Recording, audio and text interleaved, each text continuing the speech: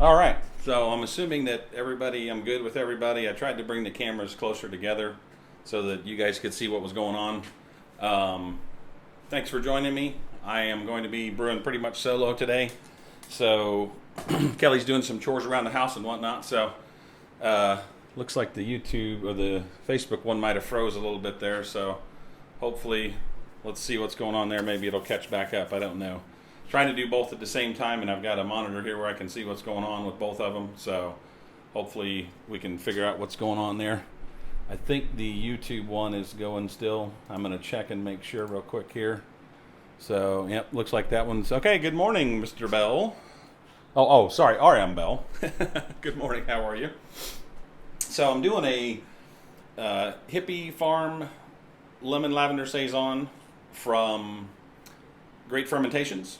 And they sent the kit over to me, and I'm going to try it out. I'll just let you guys know and be shooting some video during this live broadcast for an actual review itself.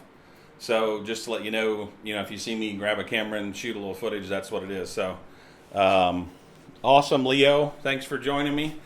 Knew I could count on you. Got a monitor up here a little higher this time so I can see what's going on. I'm going to try to switch my looking back and forth between the two cameras there. So hopefully nobody feels left out about that, but and the audio's good and everything. So greetings, Kevin. Good to see you. I'm going to zoom in on this one just a little bit so I can see better. Let's see. Good old Control++ on the chat window there always works pretty well. So, hey, E&E, what's happening? You're welcome for the Riptide review. Oh, awesome. You got 2 of them delivered. Man, I'll tell you what, I'm about to fire this one up and get started doing the mash in, so you'll be able to hear what the sound is like on it pretty soon here. Can you guys hear me okay? Is everything good? There's no crackling, tweeting, or whatever? I've got a fan going, so that might make a little bit of noise, but I'm just making sure you guys can hear me okay and everything. So, looks like the Facebook stream is a little goofy, so hey Josh, see you down there commenting in the Facebook video. I don't know what's going on with that feed, but it seems like it's kind of choppy. So, I don't know what's going on there. Anyways, let me get the mash water transferred over to the mash tun, and we'll be good. So, awesome. I got this fancy dancy microphone here that I use for recording all the other stuff, and I can use it as an audio interface. So, it should be very good. As a matter of fact, it should be stereo. So, if I come over here, I should switch to one speaker, and if I come over here, I should switch to the other speaker. So, all right, Kevin, thanks. All right, so the kit is, just kind of go over the kit with you real quick. It is 9.5 pounds of 2-row, 1.5 pounds of white wheat. Pretty simple kit, really. Ounce of Willamette for bittering at 60 minutes. Ounce of howler tower, whatever you want to call it, at the end of the boil. And there's also 1 ounce of lemon peel included, but they say that you can use, they call for a 1/2 ounce. So we'll see, I'm going to use the 1/2 ounce in there because I want to try it this time and see what it's like. And then if it's not enough lemon character for me, then I will we'll take a look at adding another 1/2 ounce if I do another batch of it. So, and then they have a bunch of different options for yeast. The one yeast option that I used, or the one they sent me, was the Bell Saison dry yeast from Danstar. So you guys probably are familiar with that. But that's the yeast we're going to use in it. And what I want to do is I'm going to brew it today, take some video while I'm doing that. And then I'm going to do some video of fermentation and whatnot. And then whenever I'm doing, after that's all done, I want to do like a taste testing kind of in the same video. So that's kind of what I want to do with that. So without further ado, I am going to go ahead and transfer my 5.5 gallons over to my mash tun.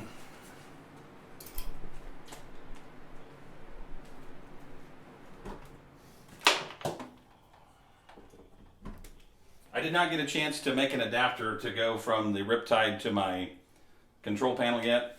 I really didn't want to cut the end of the cord off of the Riptide just because of the fact that I didn't want to void the warranty or something like that. So, not that I anticipate having a problem with it, but just in case there's an issue, I don't want them to say, oh, well, you cut the end of the cord off, so that voided your warranty. So, anyways, morning, Jeff. Good to see you.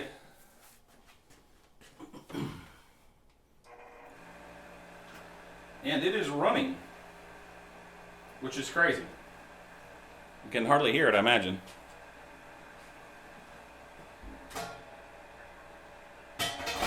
you know, before I get too far along, I forgot to put my false bottom in the right place anyways. Better do that before I get on. Oh!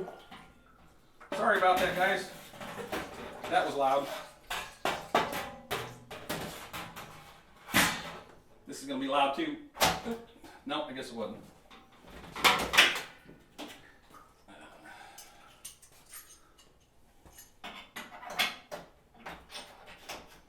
The water is hot, I will tell you that much.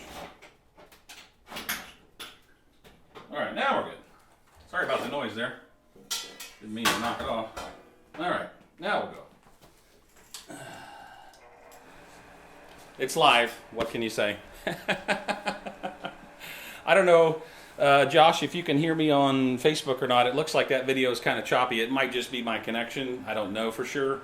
But hopefully it's not too choppy. So I don't know. I'm trying to stream out, stream in, everything all at the same time. So I don't know how well it's doing. But can you guys hear the pump at all? I know it's pretty quiet.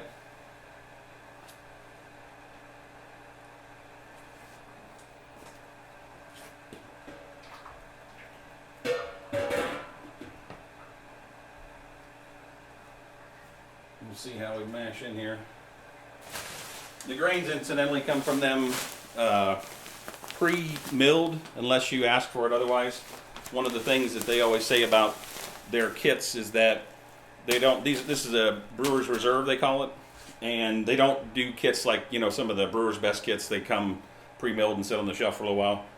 Their brewer's reserve kits actually are made up fresh whenever you order one. So that's one of the things that they told me about that keeps them from being stale and everything. So should be good. Not very many grains for that big old mash tun, is it? Oh, that's why I struggle sometimes with doing 5-gallon batches. So it's kind of crazy sometimes.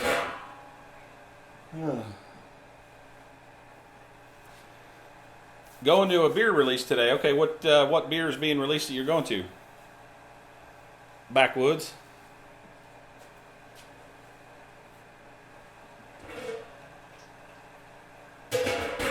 Pretty close. Incidentally, just to let you guys know what I'm doing, I put 2 volumes of mash water, put my mash water in my mash tun, my boil kettle, put the water in the hot liquor tank, and I heated both of them up separately just a little bit past what my strike point was, just so that I could have everything ready for when I went live. And don't run it dry. I also, in my mash, no, Trent, I don't know that they make them in 240 volts yet. I had somebody else ask me that question. I did not have a chance to ask Blickman about that yet, but it's one of those questions that is slated to ask them about. So hopefully I'll find something out about that pretty soon to be able to let everybody know. I know that, you know, they're focused on the 120 volt or US version right now. So because my water profile is a little harder, I actually bought some distilled water to cut my water profile a little bit. Awesome. Cool, Leo. What are you brewing tomorrow? So I cut my water with some distilled water to lower all the ions down a little bit, because this is kind of a beer that wants a softer water profile. So I actually added 2.1 grams of gypsum. I'm sorry, 1.9 grams of gypsum and 1.9 grams of calcium chloride. And then I also did 2.1 milliliters of lactic acid. So those are going to go in my mash edition. And that's just to kind of soften the water a little bit, so that try to get a little better efficiency, and then also be a little bit better water profile for the beer itself. So get that. Oh, boy, that water's hot, man! Holy crap! All right, let me hang this up here. Try not to make it fall. Let me grab my camera so I can shoot a little footage here of the mashing on it. Thanks for coming along today, guys. I never minded brewing alone, but it's a little bit more fun to have people to chat with whenever you're doing it. So let me get in here and see what I can figure out.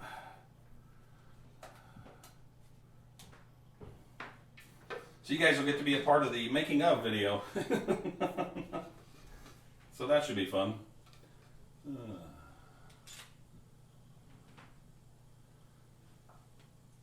out here a little bit.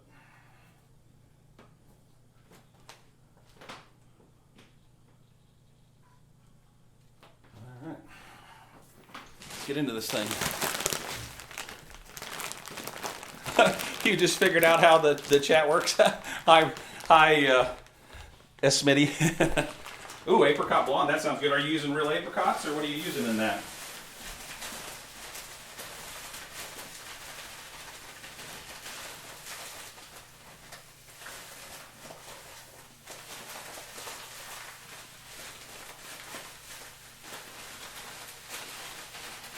Yeah, I'm live.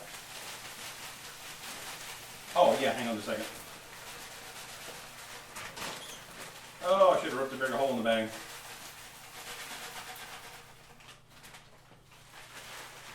And dust all over the lens.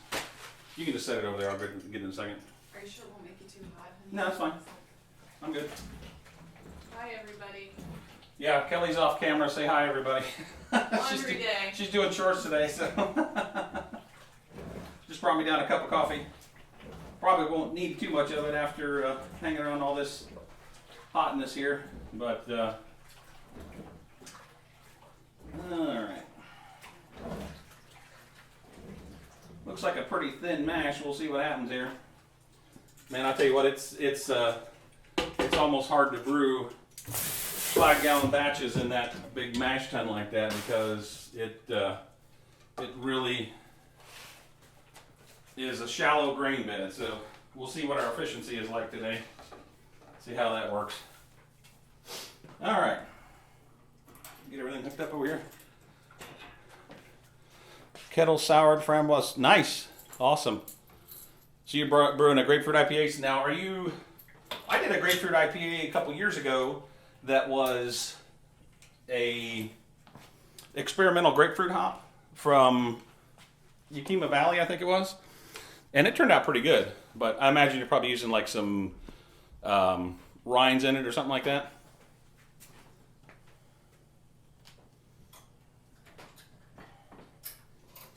All right, got everything transferred over.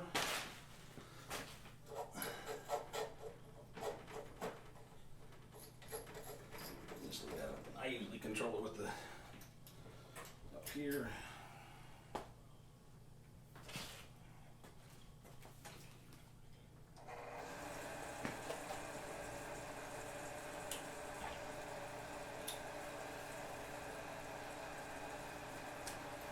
Start the recirculation here.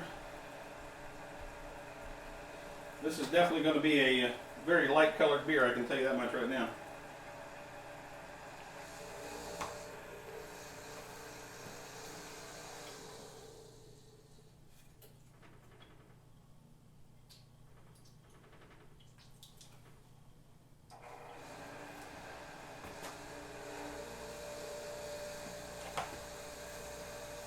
Looking good. Getting a good recirculation going on there.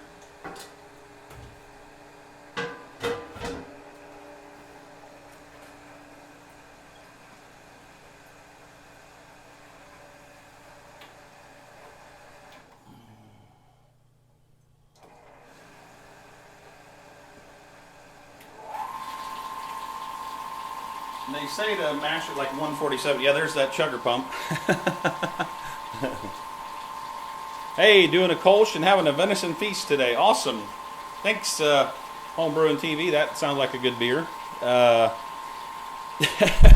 Jeff says he's doing laundry and brewing cream ale tomorrow. All right, I'll let her know. Okay, you have a... Okay, so you step your voltage down to okay, I got you. So you can step it down. Dry hopping with peel, grapefruit puree going in after a few days. Awesome. Absolutely. Hang on just a second. I'll tell her hi for you. Hey, Kelly. Leo says hi.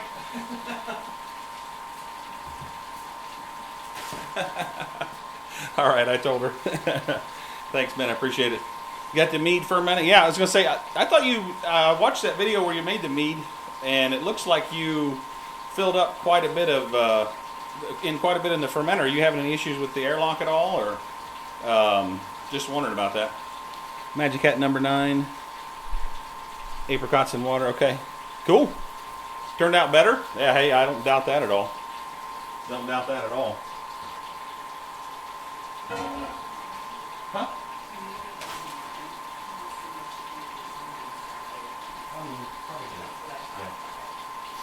Sorry about that. Kelly says hi, Leo. Oh, man. Well, let me start my timer to mash for an hour. I have been hearing something that I wondered about with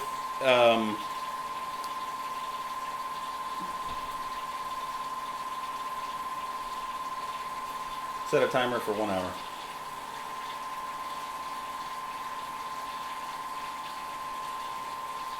There we go. Cool. Awesome. Nice, Trent. What I think, Leo, you're probably, what are you, like 5 o'clock or 6 o'clock, something there? What time is it where you are, Trent? What's the time over there in Australia? Woo, it gets hot with all these lights. Holy crap. Morning, Brian. Morning, Brian. Hey, Adam. Good to see you. How's the video on Facebook? It looks choppy on my end. I'm wondering if it's choppy on your guys' end too. I don't know how it's going over there. Looks okay from what I can see on my end. I don't know what you guys are seeing though. So, oh, Magic Hat is a pretty good beer. I don't. What style would you say it is? Okay, you use a hose and a gallon jug with Star Sand. Awesome. So you're not having too much boil over or anything like that, or not boil over, but you know, fermentation's getting a little too rambunctious.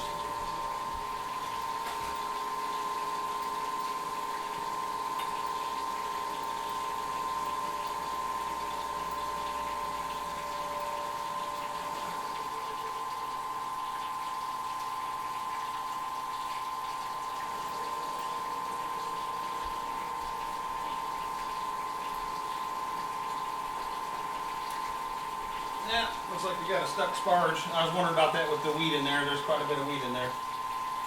Let me see what's going on here. Didn't really have it flowing that much either. It happened. Should have used some rice hulls, I guess. Woo! Yeah, it's compacted. Holy crap. Like a brick in there.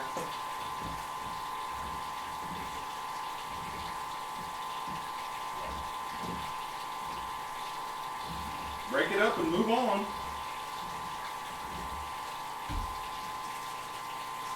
Guess I'll throttle back to the recirculation, I guess. See how that goes.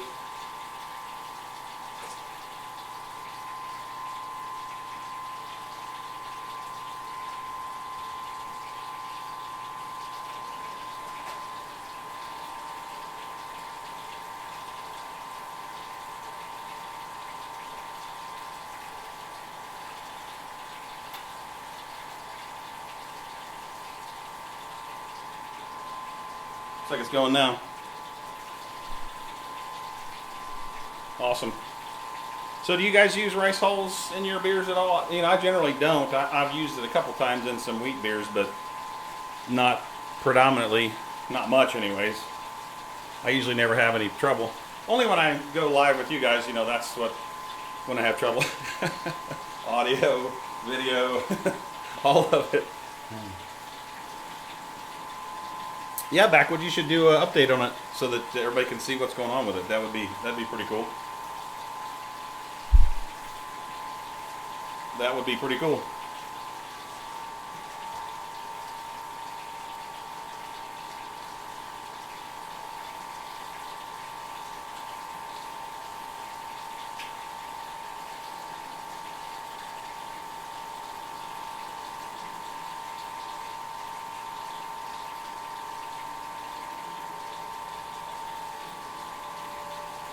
I opened it up a little bit more. It's not too bad now.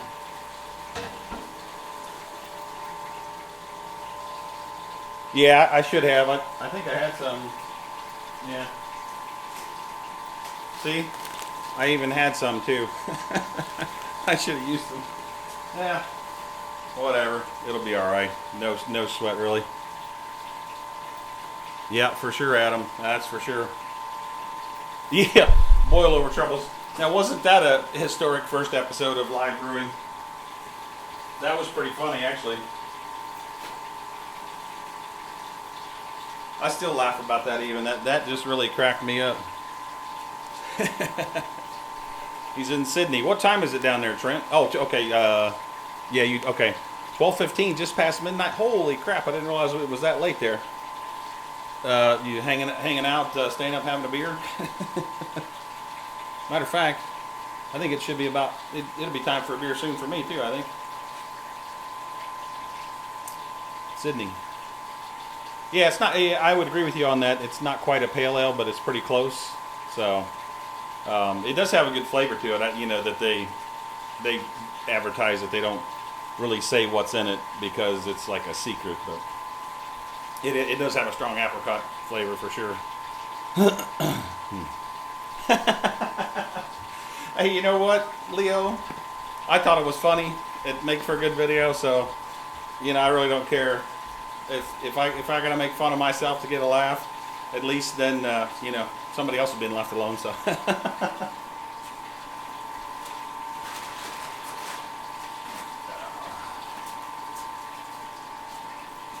I'm hoping that I ordered another T-shirt, different color. I'm hoping it'll come in. Supposed to be in today sometime, so I'm anxious to see how those came out. Should be interesting to see. Now I wonder why in the chat all those you guys are all green. I wonder if that has to do with the letter of letter of the alphabet or what that is. That's kind of funny that I see all those green dots everywhere.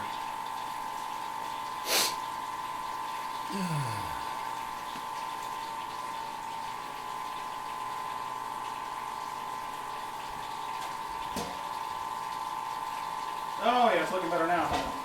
Lots of protein in there, that's for sure. Lots of protein. I'm gonna crank on my fan again. It's getting warm down here.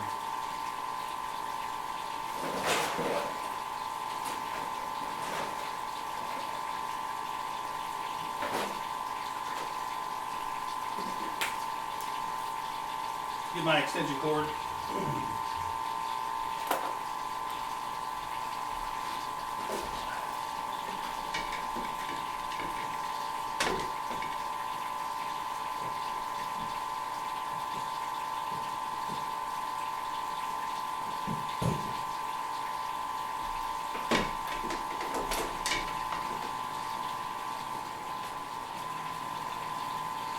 I had my shirts made by a company called Teespring. These shirts are actually made by OO Shirts, and they're a silk screen. I think the other ones might be printed, but I'm not sure. Yeah, I know. I just was wondering because some of the green dots are darker and some of them are lighter. I don't know. I just was wondering what it was. It just seemed kind of funny that they're all different shades of green. So I don't know. Maybe it's just something YouTube did, but. Yeah, I know that was pretty funny that day. Whenever I did the boil over, cracked me up. Yeah, Adam, I am actually live streaming on YouTube as well. I'm trying to do both at the same time. I don't. Is the live stream on Facebook, is it doing very good at all? I can't really tell very much. I wonder.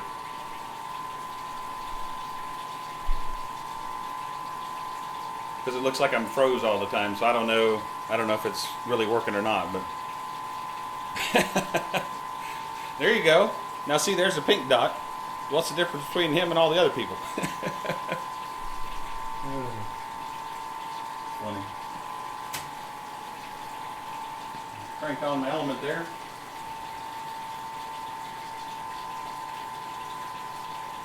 That ought to be a nice protein rest.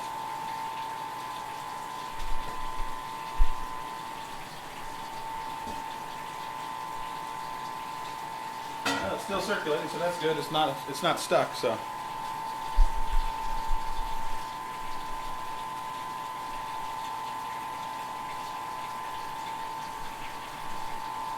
So is anybody doing anything? I know you guys are across the pond there. Do you guys celebrate? Do you guys have a Memorial Day over there, or do you celebrate a Memorial Day? By the way, I wanted to say thank you to everybody. If anybody has served in the military at all, I really appreciate what you guys do for everybody, whether people agree with conflict or war or anything like that. I definitely appreciate the men and women that risk their lives to make us safe. So I really appreciate that.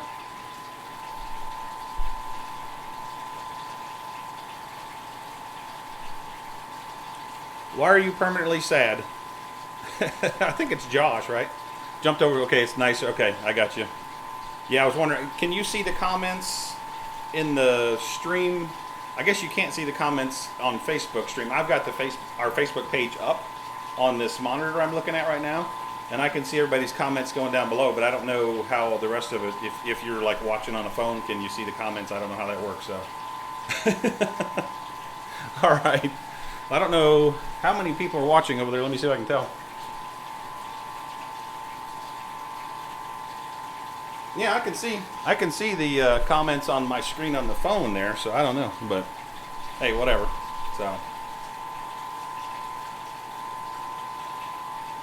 So why are you sad, JYOHE09? Because you're blue. You're not green like all the other cool kids. Well, what about Chris? He's purple. I mean, come on, what are you gonna do about that?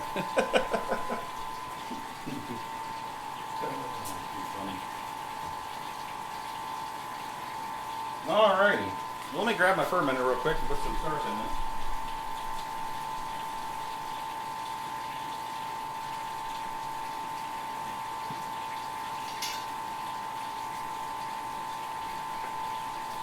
I am going to go with the big old glass jug on this one this time, boys, because I want to be able to film what the fermentation and everything looks like. So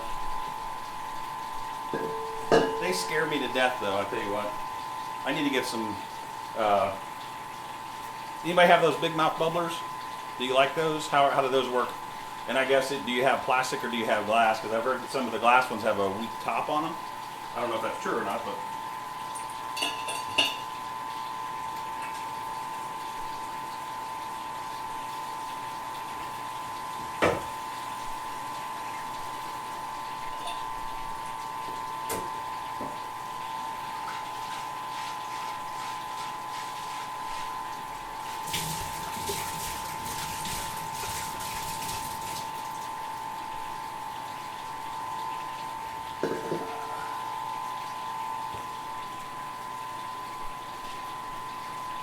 Awesome. Thank you so much. To tell them we really appreciate their service. So, I can't say thank you enough. I never served myself, but I certainly do appreciate those that, risk their lives to keep us safe, because it's not a nice world out there sometimes. So, thank you so much.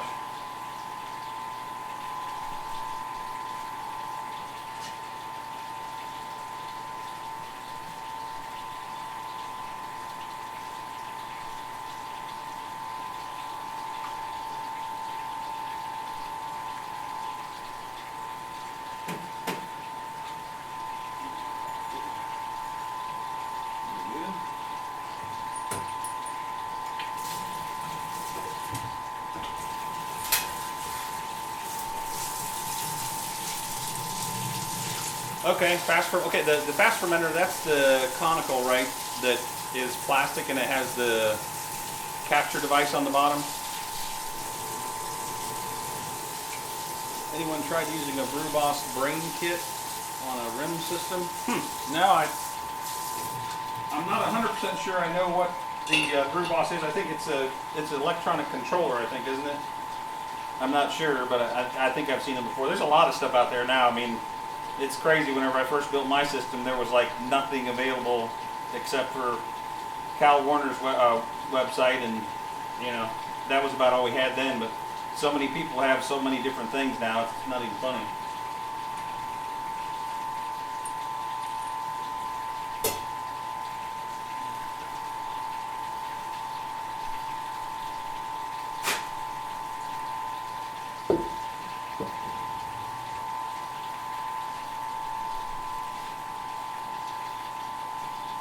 Yeah, I have not messed with the Brew Boss.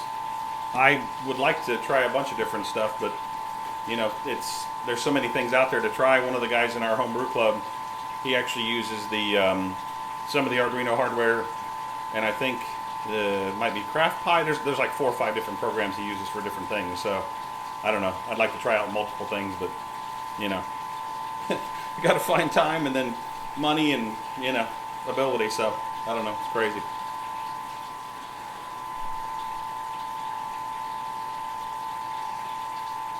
Yeah, that's what I love about my Speedle is being able to hook up a hose to it. I mean, my Speedles, I set them up on top of another keg, put a half-inch hose, like one of these on the spigot, sanitize it, drop it all the way down, and I'll fill my kegs with CO2, purge it out, pop the top off, put this down in there.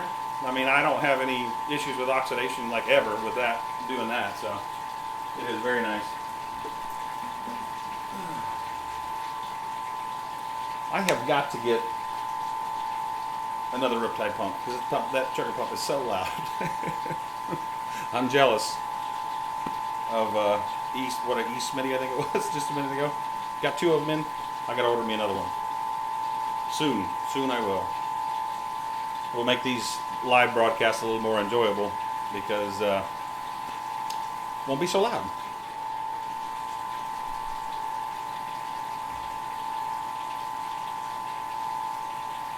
I really can't even tell if anybody's watching on Facebook anymore. I used to be able to tell if people were watching, but I don't know for sure whether they are or not. So, I don't know. Who knows? All right, man. Well, enjoy your Tennessee beer release there, and we'll talk at you soon. Pop a top! And get some footage of that mead, too. Get some of the footage of that out there so we can see what that looks like.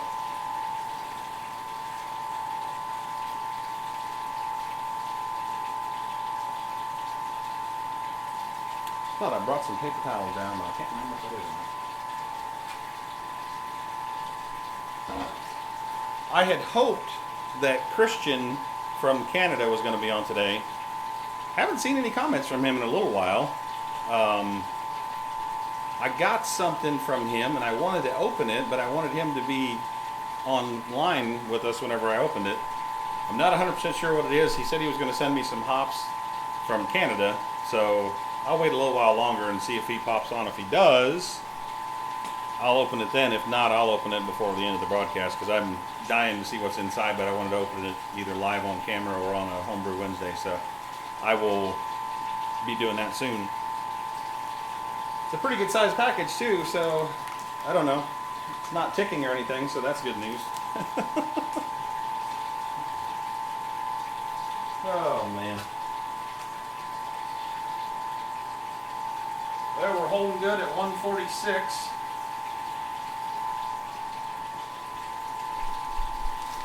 Should be a pretty light beer.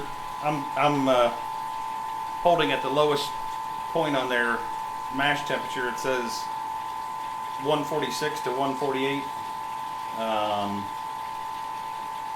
The yeast suggestions on it were Y yeast 3711 French Saison, Imperial Organic Yeast B64 Napoleon, Imperial Organic Yeast B56 Rustic, or Danstar Bell Saison Dry Yeast. So, cheers! Absolutely. Ontario, from Thunder Bay, Ontario, Canada. Awesome. I think looks like this came from Calgary, maybe. I'm not real good on my Canada geography, so my controller, Trent, does just temp only. I don't have a timer on there or anything. Whenever I built my system, I wanted to go like bare bones, as simple as possible, because I wanted to try to save some money. And then also I use let me see it. Hopefully Geir Matello de Lang, cheers from Norway. Glad you could join us. Appreciate it. Awesome. My ventilation system, that is kind of a home-built type situation. There is a wooden box in here that I sprayed. You probably have all seen that commercial for Flex Seal. Don't do that, by the way, because it costs way too much money. But I Flex Sealed the inside of it, and then I had a company that made a stainless steel skin for the outside. And so what I did was we built the box, and I put the skin on the outside with windshield urethane. It's like a really durable black glue, which if you use that, be careful because it gets everywhere and it doesn't come off easy. And then this is a Vortex fan I got off of Amazon, and I'm trying to think, it was like maybe 60 or 70 bucks. And then of course, the tubing I just got from my local Home Depot. So yeah, that's where all that stuff came from. I need to get a better controller because I've got like a fan switch on it that it works okay, but it's only like 3 speeds, so it's not infinitely adjustable. But I just wired everything in and then went out the side of the house with like a dryer vent, and works good. So never had too many issues with it at all. It's a little noisy. I mean, it's one of those things where not a whole lot you can do about that, but it works pretty well. So. What about you, Trent? Are you using a controller for something at all, or what's your system like, Trent? Thanks for the comment, Eric, by the way. Appreciate it. I just launched into what it was there without saying thank you. So,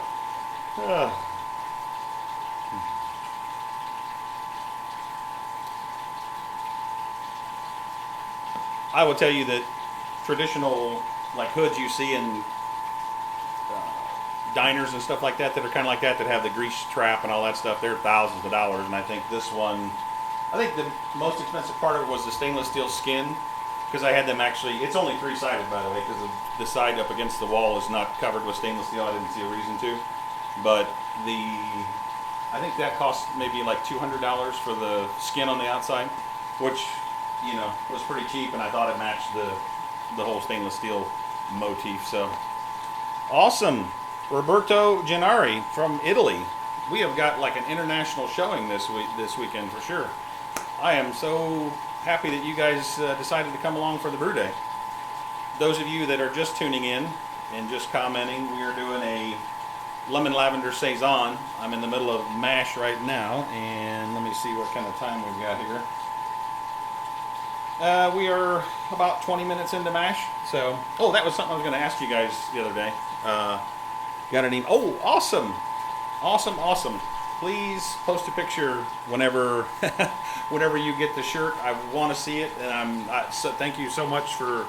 I can't believe people. I was just blown away when some people asked for shirts, and then I put it out there and thinking, well, maybe one person will buy one, and 2 or 3 people bought one. So that's awesome, guys. I appreciate that. I'm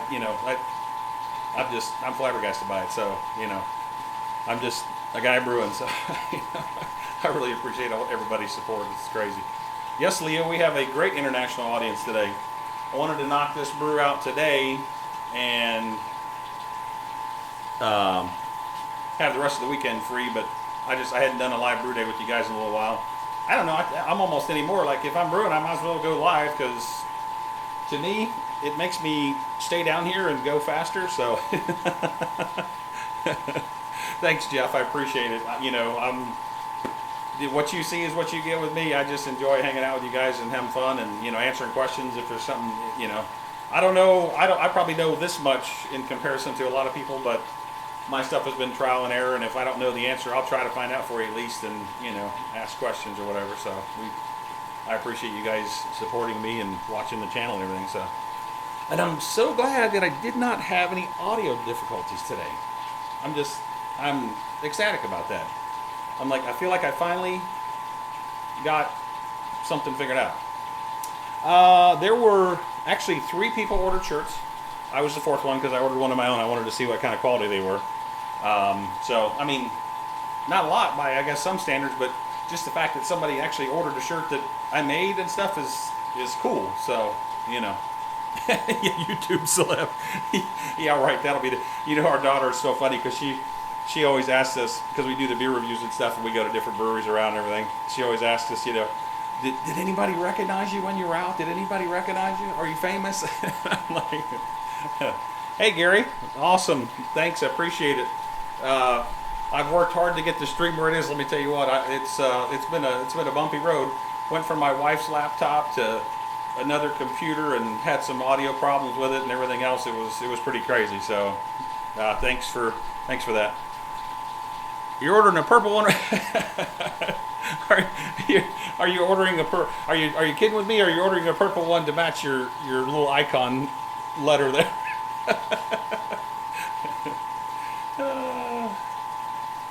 Oh, that's right. Yeah, I was on the local news once. That's right. Yeah. Well, actually, I've been on the local news more than once. Multiple different things I've been on the news for, actually. One of them, I don't know if you guys are familiar with the Scottish Highland Games at all or not, but, well, if you are, then you know what they are. I won't go into a whole discussion of what they are, but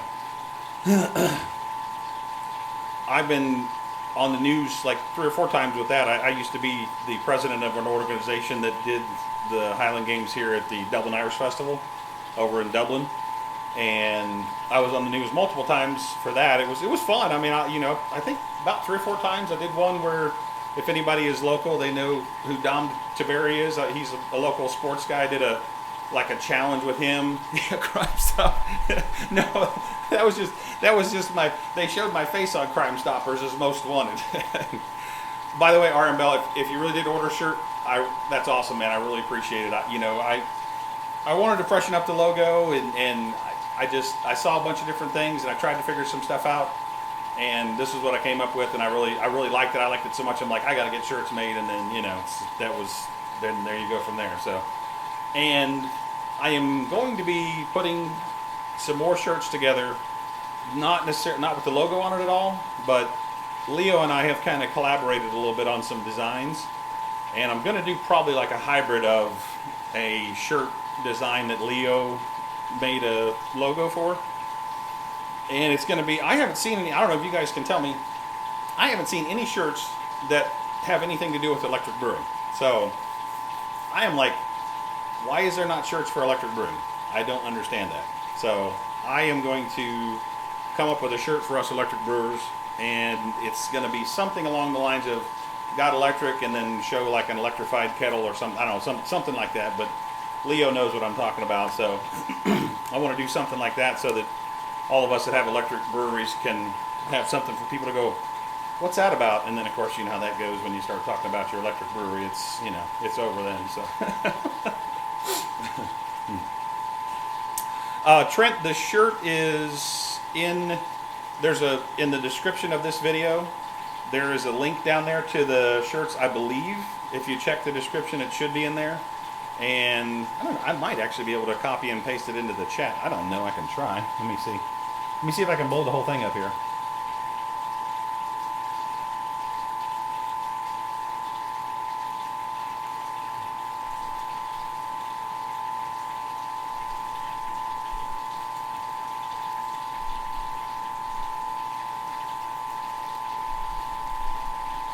All right, blow up in progress.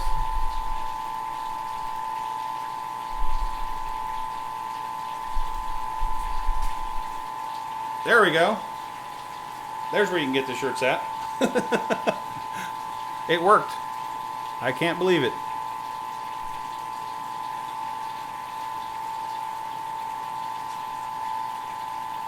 Awesome. Cool. Yeah, I mean it's continually running, so they print like every 5 or 6 days, something like that. So when you order one, it'll be a few days and they'll print them, and then I've got the campaign where it just keeps running and running. So, if you like it and somebody asks you about it, they can go on there and get it too. So I got it set up where it prints like every few days. So mine is actually supposed to be here today. So I like the gray, just because it was it should be a little cooler in the summertime. But I've got a blue one coming because I love blue shirts, so that's one of my things, My buddy Mark, he was like, oh, do it on gray. I like gray. Plus, I think the hop cone looks pretty cool against the gray, too, so awesome.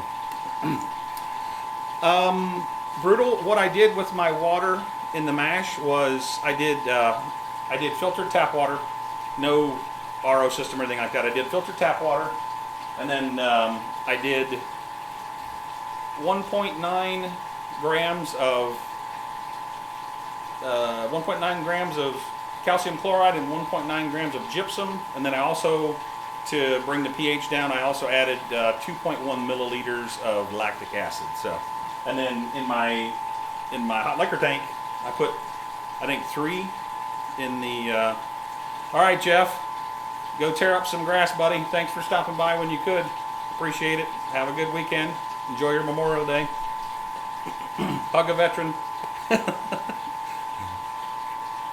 So yeah, that's My current pH should be because I have my water profiled. I should be like 5.4. My current pH, I think, on my water, I'd have to look. I had my brewing water spreadsheet up earlier. It is my current water profile is, let's see here. The reported or measured was 7.4. From what I can see on here in the hardness and the alkalinity and stuff. I sent my water out to Ward Lab. I don't know if you guys have ever seen brewing water or not, but it works pretty good.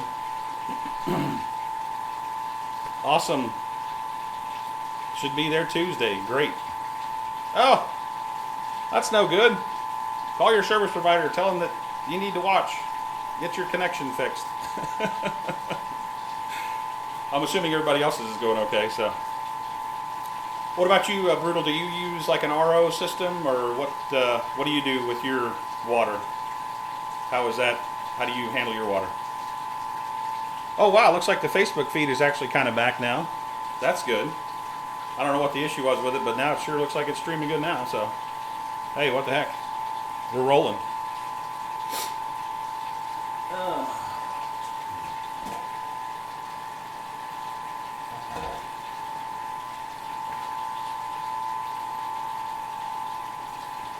Yeah, no problem, Jeff. To me, it's not putting anything out there. It's like hanging out with a bunch of friends to me. So, I enjoy all you guys' company when I'm brewing, and Kelly enjoys doing all the live stuff, and we do it too. So, you guys are like good friends to me. So, I've got no problem at all with showing you guys what's going on and hanging out with you. So, I really appreciate you guys hanging out with us. Oh, let's see where we are here.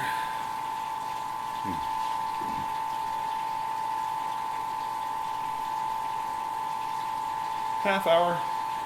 Oh, I keep wanting to ask this question, but I keep forgetting. I was talking to one of the guys at the local homebrew club the other day, and he's telling me that almost all the professional brewers are doing a half-hour mash. Are you guys familiar with that at all? Have you heard anything like that? Because they're saying because our grains are so modified now that 30 minutes is all it takes for a complete conversion. So, I don't know for sure if that's the case. I was thinking I might try and experiment and see. But has anybody tried that short mash period or anything like that?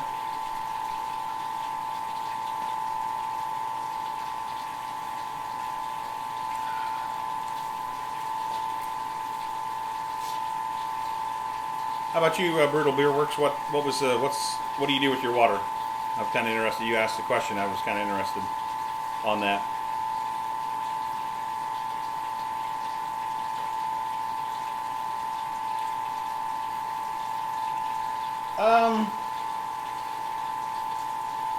I've never tripped on it, to be honest with you.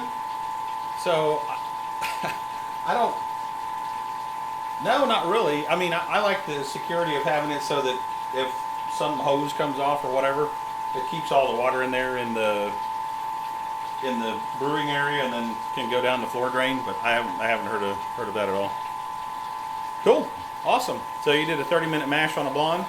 Awesome, cool. Okay. Oh, a 15-minute mash? Wow, that's pretty short. I've heard of 15-minute boils with like extract or whatever, because really extract is already converted and you don't really need to do anything but just do some hop utilization with that. But what is the name of that show? Basic Brewing. They actually, I think not James, but the other character on there, who is that? I can't remember what his name is, but they have a 15-minute pale ale, I believe, that they sell as a kit out of his store. So that's pretty interesting. So yeah, I don't know if I'd want to do a 15-minute mash. I might try a 30-minute, but I don't think I'd do a 15-minute mash, even if you added enzymes and stuff, because it doesn't seem like. Ooh, nice. So he started a commercial brewery, huh? Now let me tell you what, he's in for a lot of work. So kudos to him. I tell you what, I was really, really close to trying to start one myself, and I started looking at how much time it would be, I would have to commit to it, and how much money would have to go into it and everything. And I had to do a reality check and say, probably not for me at this stage of my life. So I'm enjoying brewing at home and having fun with you guys. So, you know, it's a blast. Okay, I got you.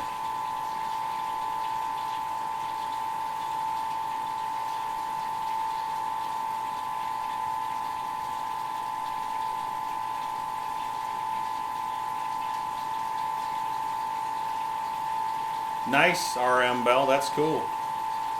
That would be something. Maybe here's something that I thought about, and I actually talked to Kelly about this. Would be kind of cool. And I don't know what you guys would think of this, and I'm probably gonna, I'll probably regret that I say anything because people would start doing it. But wouldn't it be cool if you had a bed and breakfast, and you had a brewery that was attached to it, so people could come, stay at the bed and breakfast, and brew on like a 3 or 4 barrel system with you, and then as part of the package deal you would brew a particular beer with them, and then they could come later and get like a couple cases or a 6-pack or something like that. I think that'd be a pretty cool idea to me, and that would be something that I could do. That would be something that would be a lot of fun. People could come and brew with you, free labor, and then come back and pick up their beer later, and then also you could have like a little brew pub attached to it, have it like out, have the bread and breakfast in one place, and then have like the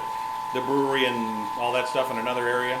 And I don't know if you can do a canning line or a bottling line, but that would be pretty cool, I think. What do you guys think about that?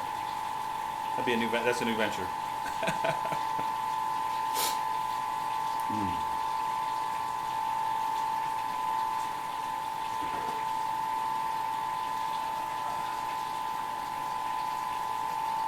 Dump the water out of my boil kettle here.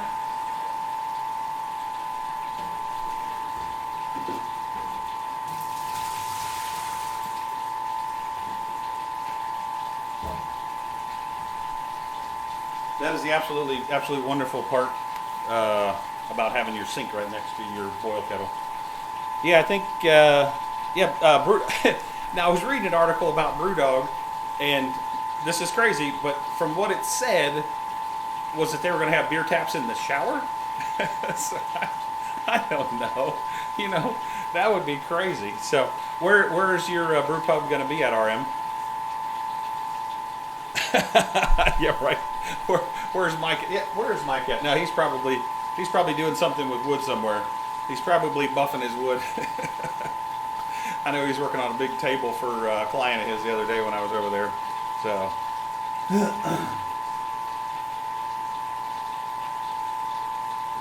Yeah, everything's looking good so far.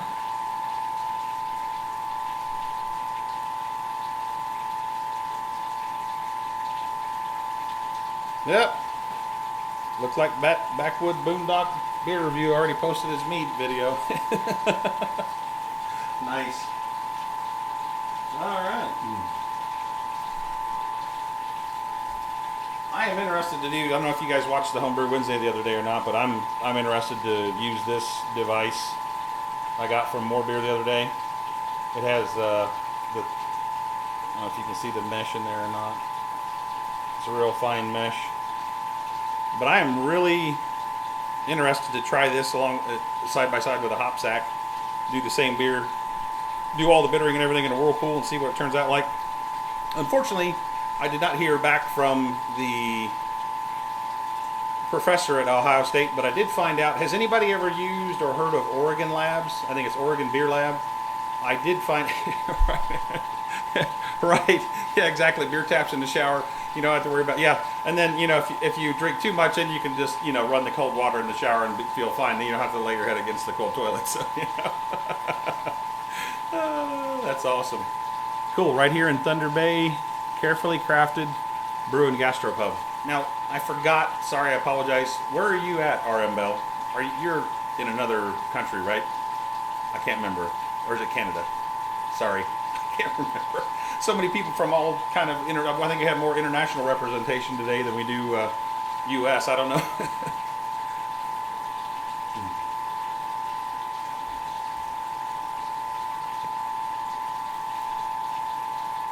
Okay, that's what I thought. Awesome. So, and then you said, was it Ontario, Canada? I think it was Ontario. I think. I can't remember. Where's Christian at from Canada? Because I'm dying to get into that package he sent me. So. Okay. 4 hours above Duluth, Minnesota. That's not too far away. Cool. I've always wanted to go to Canada. Maybe I'll stop by your brew pub. All right. I can't help it anymore. I have to get into this package that Christian sent me. So, sorry, Christian, if you're not watching live. I hadn't heard from you in a couple days, so that kind of, I wonder about that. I emailed you and told you I got the package. I didn't hear anything back. So, hopefully you're okay, just on vacation or something like that. But what do you say? Should we open it? Should we open it? What do you think? Should we open it?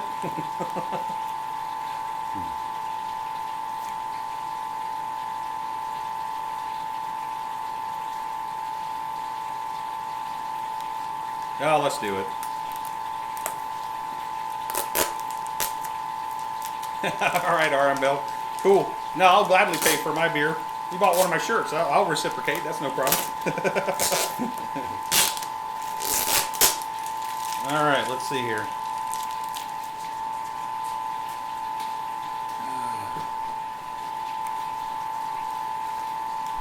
Oh, snap. Let's see. There was a letter in here. Where'd it go? There it is. Let's check out the letter first, see what he says here. Salute, Brian. Happy to send you this hop sample box from Houblon Double LL. They're from Quebec, Canada. Family farming on really rich soils. Enjoy, Christian. Cheers. Thanks, Christian. I appreciate it. You can watch on the replay, right? Exactly. All right, let's see what's in the box.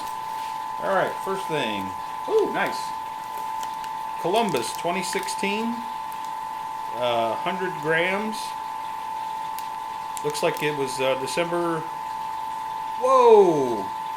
Alpha acid is 18.5. Check that out.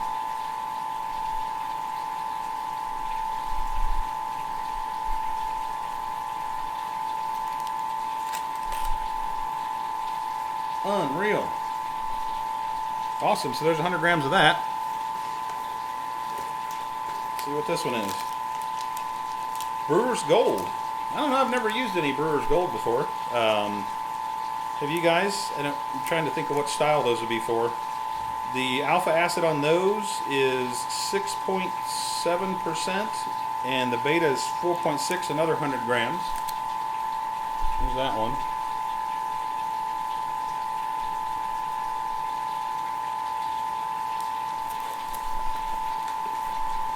Man, I've got the mother load here. Holy cow. Ooh, saws. I like me some saws for sure. Oh, how close to Seattle am I? I am quite a ways away. You talking about Seattle, Washington? Or is there another Seattle that I'm not thinking of, Kevin? I'm not sure which one you're talking about there. Oh, you know what? I didn't give my folks on Facebook any love here. Let me show them what we got here. Columbus. Saws, 100 grams of saws, 5.2 alpha acid, 4.9. That would be a great one to do like a, what is that beer? It's a Czech beer. The Pilsner or Kel, they use saws, so that would be pretty cool. So, there's that one. 100 grams of that saws. There's that one. Show to get everybody on Facebook there. And, man, there's still more in here. Holy cow. Chinook. Ah, that's a good one. That's one of my favorites right there. I like that one for bittering. I actually grow that one in the backyard. 12.5% alpha acid, 4.3 beta. 100 grams of that one too. There's that one. This is awesome. Man, he really hooked me up. Holy cow. Ooh, Willamette. That's one of my, man, I'll tell you what, that's my jam for brown ales for sure. Willamette is on point for those. These are pretty high alpha acid too for Willamette. 6.2%. As a matter of fact, let me look at what the Yeah, the Willamette from YCH hops that came in the kit is 4.8. These are actually 6.2, so looks like they had a pretty healthy year there in Canada from what I can tell. All right, Trevor, appreciate it, man. Thanks for hanging out for a little bit. Enjoy your day. Have a great Memorial Day weekend. So there's the Willamette. 6.2, 5.3.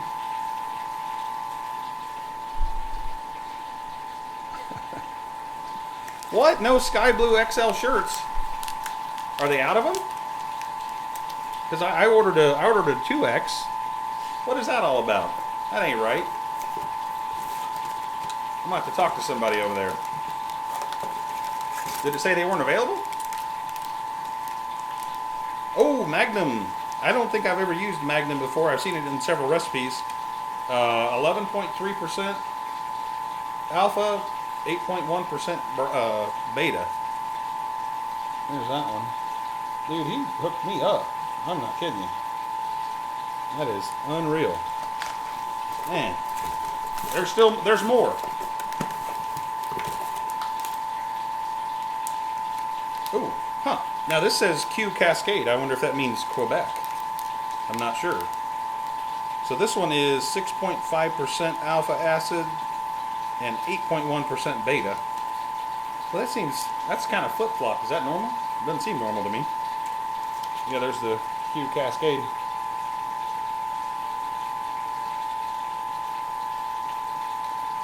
Awesome. Awesome. Awesome. Oh, there's something else in here too.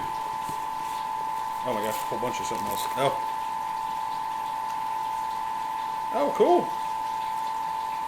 Okay.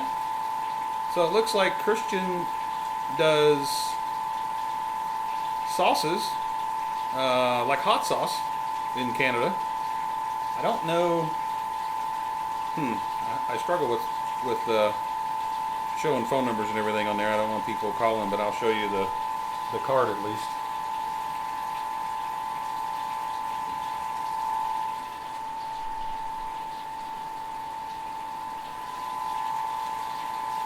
Couple of those.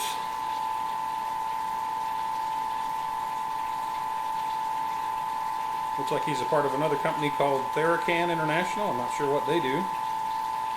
Nice. Aha, here it is. Houblon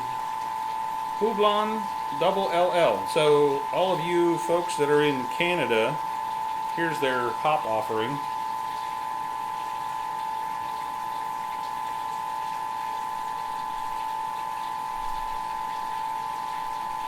And then there is some contact. I'll update the description of the video with the contact information in there. Yeah, it looks like they're a small farm, so hey, if you're up in Canada, maybe try them out, show them some love, see what they're all about. They sure hooked me up. I'll tell you what, that's awesome. I am gonna throw these. Actually, I'm gonna take them out of the box and I'm gonna throw them in the hop holder fridge with all my other hops, and I will be brewing something with these soon.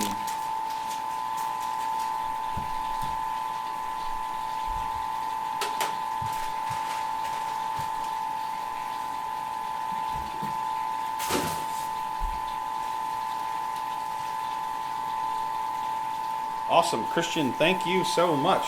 Oh, now we've got representation from Brazil. Unreal. What time is it down there in Brazil?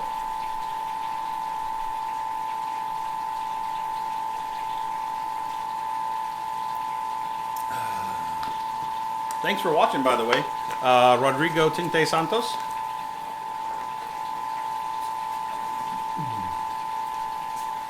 What's your craft beer scene like down there, and what's the homebrewing scene like down there? As a matter of fact, how's that scene down there? Time out for just 1 second. I'm gonna go get something to drink.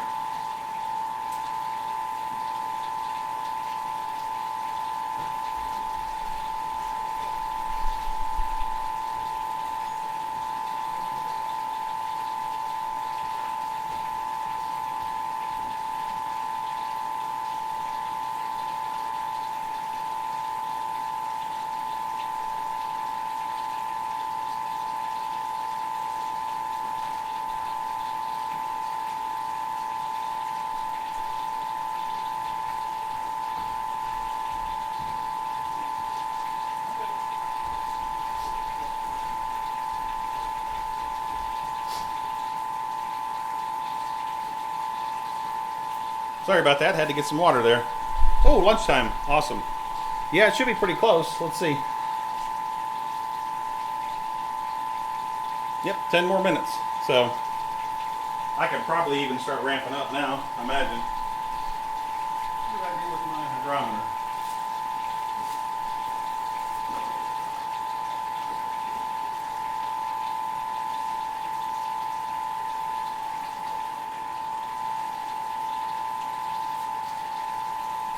I don't know. That's not, oh. Geez, there it is right there.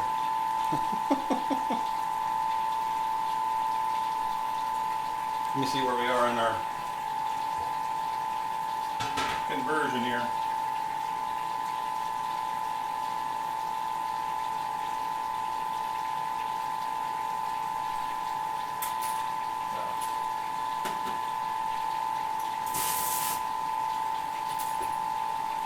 Let me do that again. That had some lactic acid on it. Not sure if that'll mess with it or not.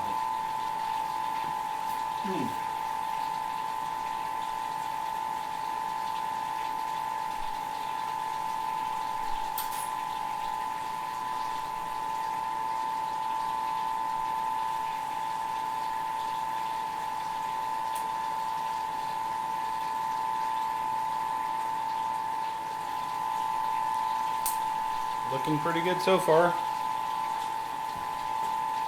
A little more and ramp up the temperature for mash out.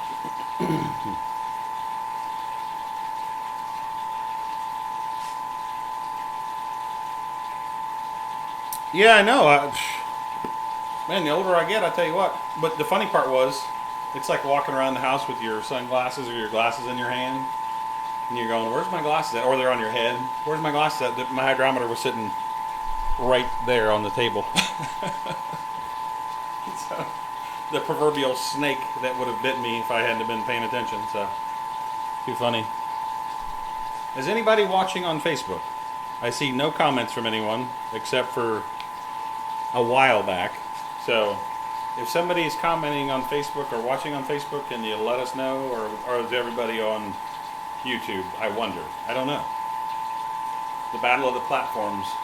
I know there's some people that maybe don't like to watch YouTube and some people that don't like to watch Facebook. I know I can get a better quality stream out of Facebook because I can stream 1080p at a higher bit rate than I can on Facebook. So, I don't know. I just thought I'd try to share with some people on Facebook as well. So, if you're over there, let me know.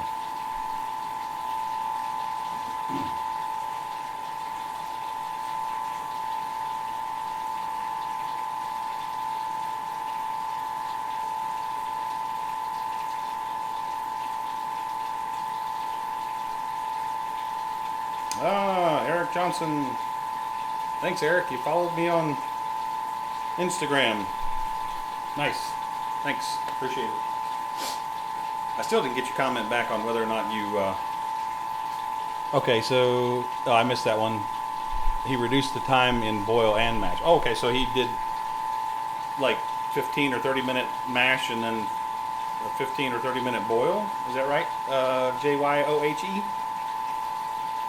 I can't believe it. I got to figure out, did they really not have any teal or sky blue and XL? I can't believe that.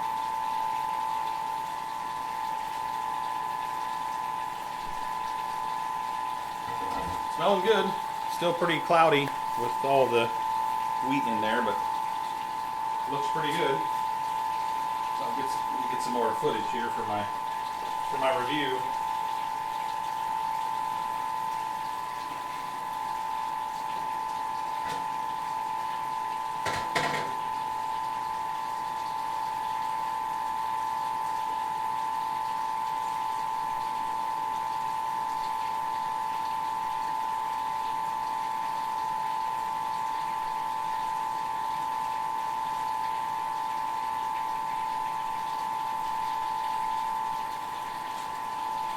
Really good.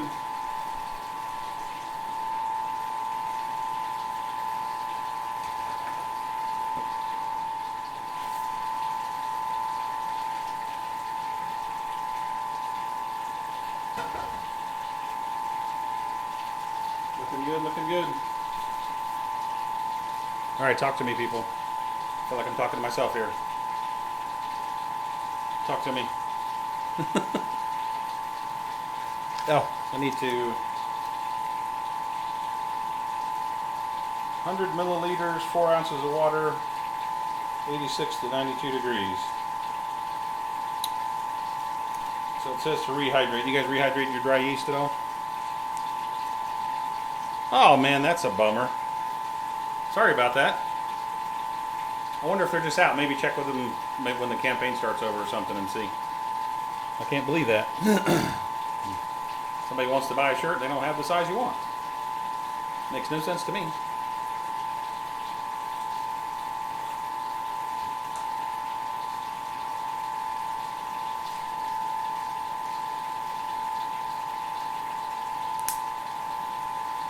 Maybe I'll just have to start another campaign and choose a different sky blue. And as a matter of fact, the sky blue that you were wanting is the color that I ordered. So I'm really interested to see how it looks. Matter of fact, let me check and see where it's at.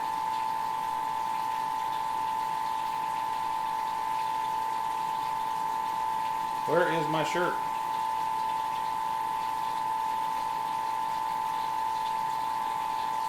It arrived at my local post office at 5:35, so I may yet get it before the broadcast is over. That is a great idea, Trent. You know what? I brought a glass down whenever I went and got something to drink. It is time. As SJ Core would say, it is time to have a beer.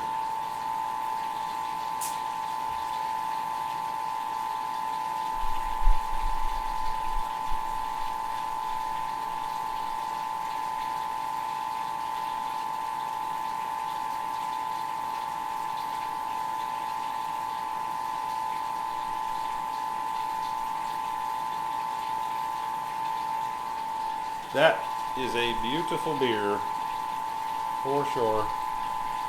Let's see if I can show you a side that the glass is not all goofy on. Very cloudy from all the dry hopping.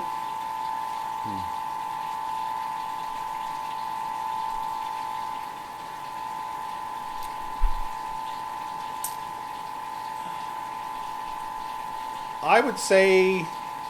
So here's the thing, if you have do you have a contactor for your elements? And if you have a contactor for your elements, whenever you flip the switch and it goes to the SSR, what is your PID set at? Because if your PID is set to on, whenever you flip the switch, the PID is going to send a signal to the SSR to fire. So if your PID is set for, say, 120, 200 degrees, whatever, and you flip the switch, it's going to send a signal to the SSR to fire, and that might be why your elements are firing. So check and make sure your PID, what your setting is on your PID before you flip the switch to your elements. If that's not the case, I would probably check and make sure that you have the wiring correct from the SSR to the element itself. I don't know how, I'm not sure how that would be messed up, but I would probably check there. Yeah, actually, I think Imperial Yeast, doesn't Morebeer sell those? They come in a can or something, don't they? I think I've seen them, like, ready to pitch. I'm pretty sure I've seen those. But I have not tried any yet.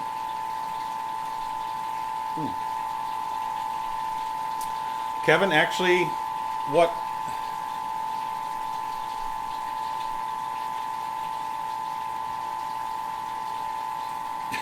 Yeah, that's true. But if he's flipping the switch and the sensor is telling the PID that it's not within whatever the set temperature is, it's going to try to fire it. I don't know.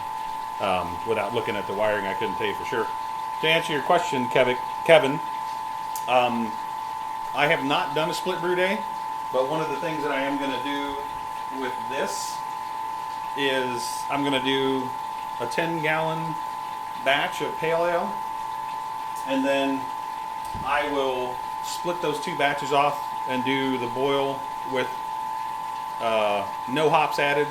Add all the hops into a hop sack for like a 15-20 minute whirlpool to get the bittering and flavor additions, and then dump that off into a fermenter. Put the other 10 gallon or the other 5 gallons in, do the same boil, but dump all of the hops in the kettle.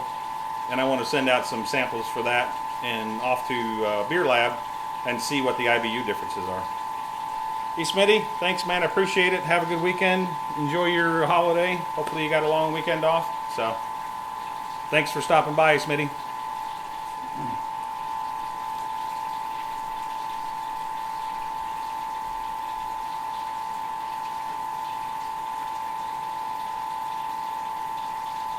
All right, time to ramp up for mash out.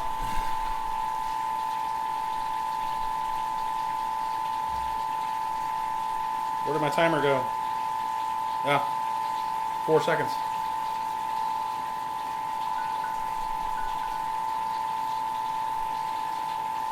Yeah, probably so. I'm not sure. Yeah, check your wiring. Just make sure that everything is correct. That's got to be what the issue is, I would think. I don't know what else it would be. So, yeah, Chris, it was an awesome gift for sure. I mean, that's crazy. I'm assuming you're talking about the hops, Chris. Yeah, that was crazy. So, let's see. Okay. Thanks again, Smitty.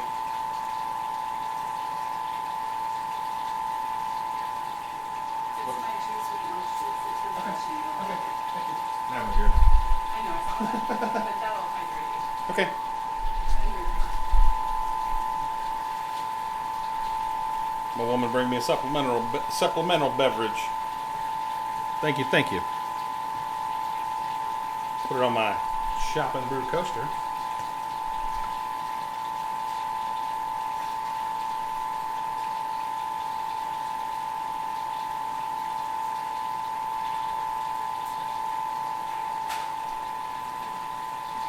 Let's see how long it takes it to ramp up. Shouldn't take too long with that small of a batch, really.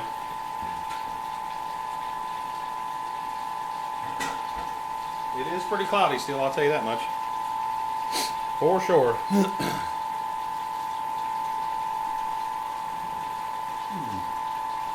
So this is the beer that I did on the last live, how should I put this? The disaster of a live brew day on American Homebrew, National Homebrew Day. This was work that was supposed to be for John Palmer's Mount Rushmore IPA, which had like Cascade, Columbus Centennial, I think maybe some Chinook in it, something like that. I was watching an interview with him, and he, believe it or not, he does not prescribe to or like all of the West Coast IPAs, and I'm pretty sure that's what he said. That's what I got from him whenever I was watching the interview, and so he likes he thinks that the traditional Centennial Chinook type IPAs are the way to go. So this was a recipe from, I think, his second edition or third edition book that the brewery was giving out wort for. But I went completely off of the reservation with that. As a matter of fact, I don't even know that I really documented what the hop additions were, to be honest with you, because it was such a horrible broadcast that day. Had so many technical difficulties and everything else. It was it was frustrating. But anyways, so hopped with Galaxy, and then yes, that is the Blickman pump down there. It certainly is. If you notice, it does have a ball valve on it, and that is only because I have not been able to get my other cam lock fitting for the top. So that's the reason. The sound in the background is actually the chugger pump. Matter of fact, hang on just a second, Hayden. I'll shut off the chugger pump and you can hear, or not hear, the riptide. Let me shut off my fan too.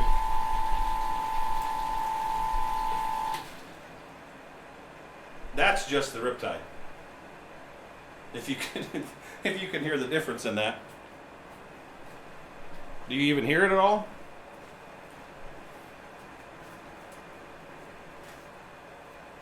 Turn off my fan. Can you guys hear it? And I'll tell you what, the only thing that makes the noise on that pump is the fan. So watch this. I'm gonna cover the fan up a little bit with my hand.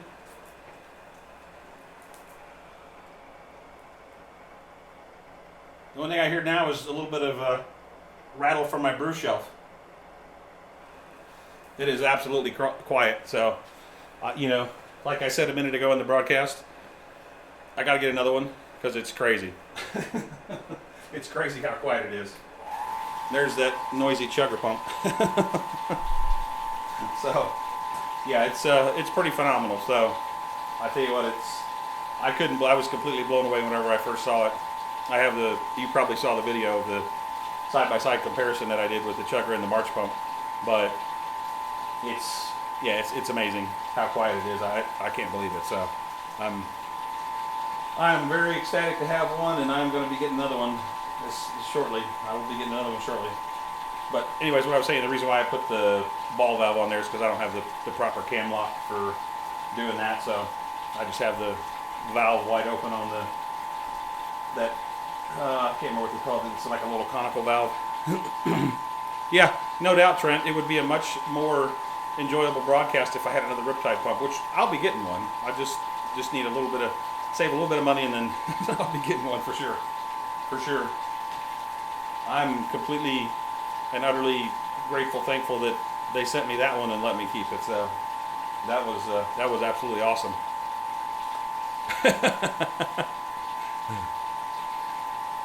I have not. I'll tell you what I'll do is I will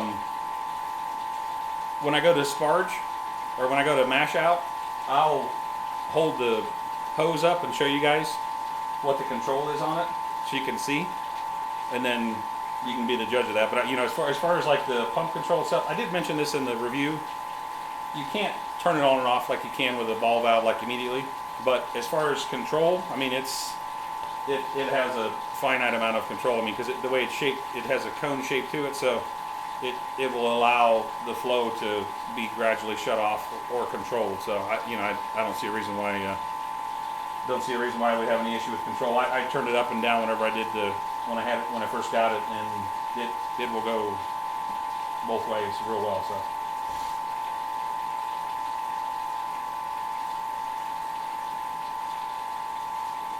Like I said, the only issue with that flow control in there is that you can't shut it off immediately. But other than that, it's awesome.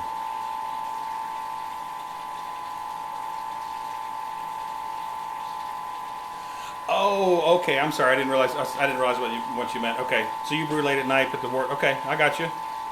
And then okay, cool. Awesome.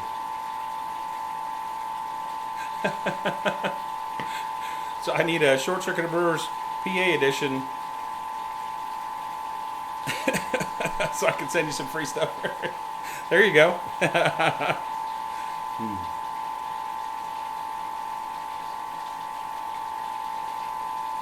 There you go.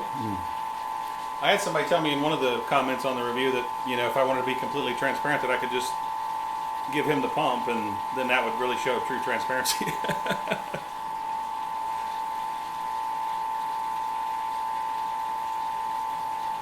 Turn my fan back on. The price on the Riptide in the U.S. is $199, and most of the local homebrew shops, I think most all of them have, Brew Hardware has it, Morebeer has it, Great Fermentations have it, Adventures in Homebrewing has it in stock, Austin Homebrewing. So there's most everybody has it in stock now. So trying to think. I guess the only real thing on that would be shipping, and I'm not 100% sure if it qualifies with all the platforms as far as the shipping goes, but that would be the only price differential. And then obviously if you buy it in the state that you're in, then you'd have to pay tax. But other than that, I think for the price of what it is, and I said this in the review, I think it's a good deal because it does come with a valve. The biggest thing for me is being able to take it apart and clean it, because I honestly had only taken my pumps apart maybe 2 or 3 times in the 3 or 4 years that I've had them. I was just running PBW through them, and the ability to just crack it open, take it apart, clean everything off, and then put it back together is just it's a game changer to me, because I'll definitely make sure that it's clean.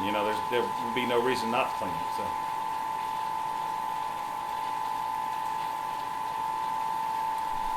The only thing I'm thinking about on it is the purge valve. It will spray out a little bit, so yeah. I don't think you can hear the Riptide pump at all with the chugger going. I mean, it's crazy. So whenever I get the sparge out, I'll be able to turn the one off, and we won't hear anything. We won't hear anything whenever I start chilling either. It's crazy. So. Well, I think we've hit 169 with a couple more degrees to go, and should be good to start sparging.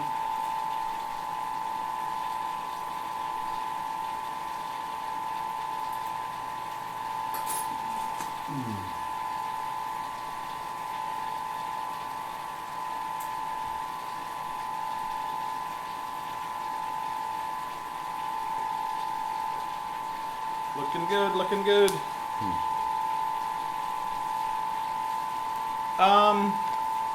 I mean, sometimes I use 5 or 6 gallons when I clean my system. I usually use enough to fill over the elements so I can heat the yeah, that's the only other thing. What I've been thinking about doing, Leo, is actually find some small tubing that will fit in the hole. Hey, RM Bell, thanks, man. I appreciate it. Thanks for buying a shirt. I really appreciate the support. Enjoy your weekend. Hopefully it's a long one for you. Hug a veteran, if you know one, or even an in-serviceman.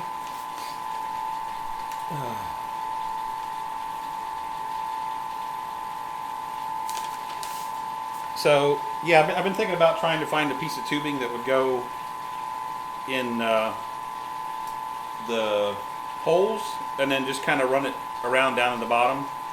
I don't step mash Trent. I don't really do beers that require any of that at all. I wouldn't mind trying to, but I don't generally brew stuff that requires a step mash very much. I've thought about doing some like decoction mashing and stuff like that, but that would require me to take some of the mash out and put it on the stove probably. I'm not sure how a decoction mash would work with electric system, unless it was like I could get a small kettle maybe and do like a induction cooktop maybe, and do a decoction mash that way. That might be an idea. Do like a Bach beer or something like that would be pretty cool. So yeah, that might be a good idea. But yeah, I don't usually use a full 5 or 6 gallons. I'll usually hook up. I'm not using it. I had to use my cam lock fittings. If you buy a male and a female cam lock fitting, you can put 2 of those together and then I'll connect all of my hoses together and run through both pumps, the Herms coil, the mash tun into the boil kettle, and just run everything through one big circulation to do cleaning on a regular basis like that. It works very well. I mean, just it cleans the hoses, cleans all the fittings, everything. So, and then probably like once a year, I'll take all of the ball locks apart, the ball valves apart, and clean all those out and everything. You'd be surprised what kind of gunk gets in those things. So, it's kind of crazy.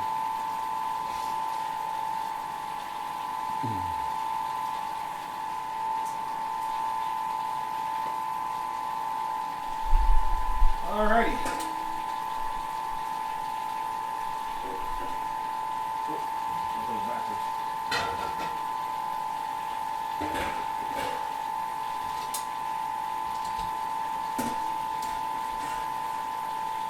Now comes the mastery of the spaghetti. Switching all the hoses around. I've done it enough that I can generally do it without too much trouble, but watch for fun and excitement.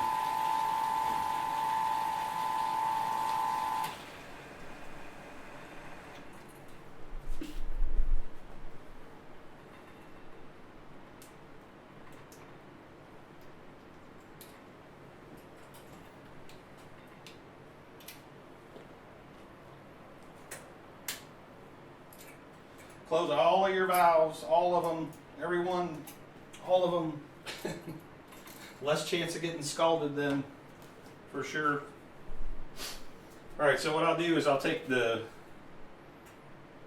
hot liquor tank recirculation hose, put it in the bottom of the Herms coil, run clean water through, up and over around into there, and then take the outlet from the pump that recirculates the mash, move it over either to my inlet or my whirlpool port, one of the two, for the mash out. So here goes nothing.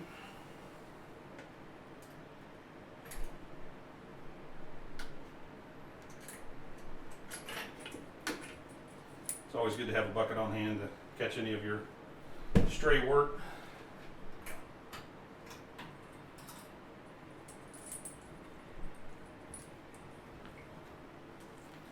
I'm going to dump this over here out so I can show you guys the flow. I don't know, Leo, it's like everything else, you know, as far as everything else goes. As long as you guys want to hang out with me and talk to me, I'll stay on there all day long with you guys. I don't care. Ain't no big deal to me. I'm going to be brewing anyway, so might as well take you guys along for the ride. All right.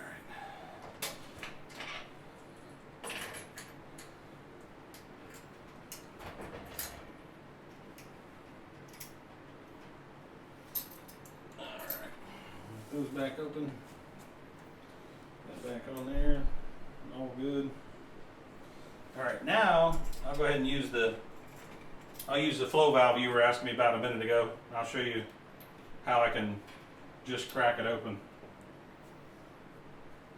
Let me crank on this pump. Shut this valve off.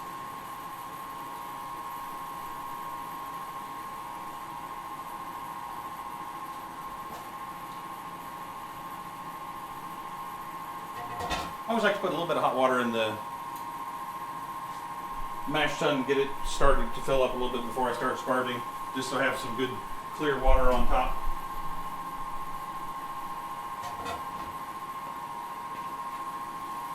Alright, I'm going to crank on the Riptide, and then you're wanting to see, so I'm just going to just barely crack it open, and it is not flowing yet.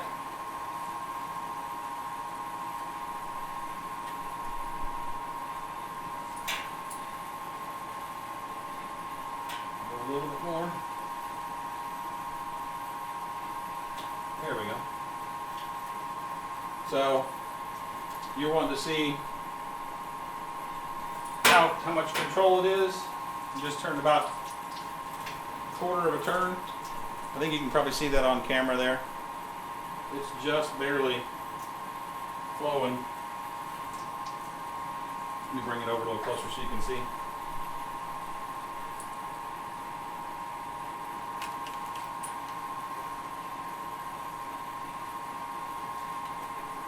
So yeah, there's like the minimum that it'll flow right there. If you can see it, I'm assuming you can probably see it on camera. I mean, it's just barely trickling out, so I'm gonna crank it a little bit more. So yeah, there's a good little, that's probably about how much flow I want coming out of it. But yeah, you can see how adjustable it is. So.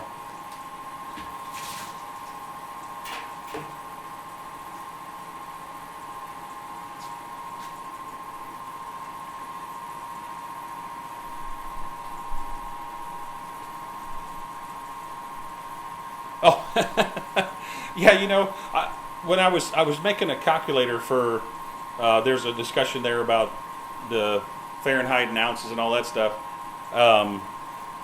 You know, when I was making a calculator for people to be able to calculate their losses in their system for Beersmith, and I thought, okay, well, I'll do one for American and then I'll do one for, you know, Imperial, like liters and all that stuff. And then when I started doing it, I'm like, why aren't we using this system in the United States? I mean, this gallons and ounces and all that. I'm like, it's so much easier, the metric system. I mean, why in the world do we not use that? Yeah, and the kilogram for big brew days. Yeah, it's so much easier, right? You know, it's crazy. So I'm with you guys. You know, we could convert to US tomorrow and I'd be fine with that because it'd be so much easier to figure everything out.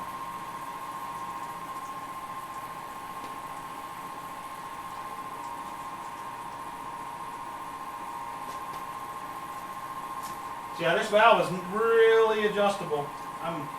just turning it a little bit and getting a little bit more flow out of it. Time for some more video.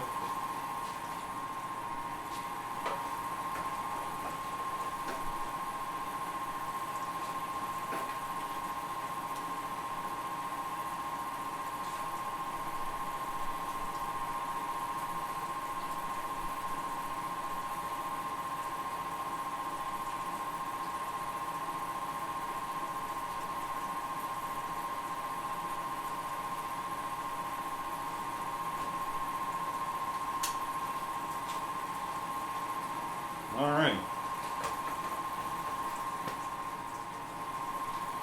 It's an alien conspiracy. Yeah, exactly. I agree with you, 100%. The aliens did it to try to confuse us. Oh, hey, thanks for hanging out. I appreciate the picture of the shirt. I don't know if I caught you before you left, but let me know. So, Trump will sort it out. Yeah, right. Let's not talk politics now, guys. Let's keep it clean. 200 or 220 to 44 gallon drum. So 200 liters or 220 to a 44 gallon drum.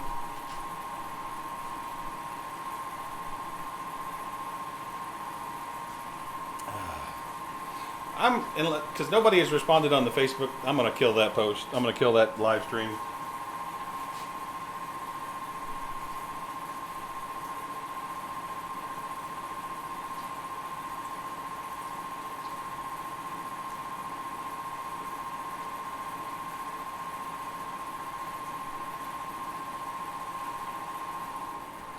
Nobody was watching over there anymore anyways. So, whatever.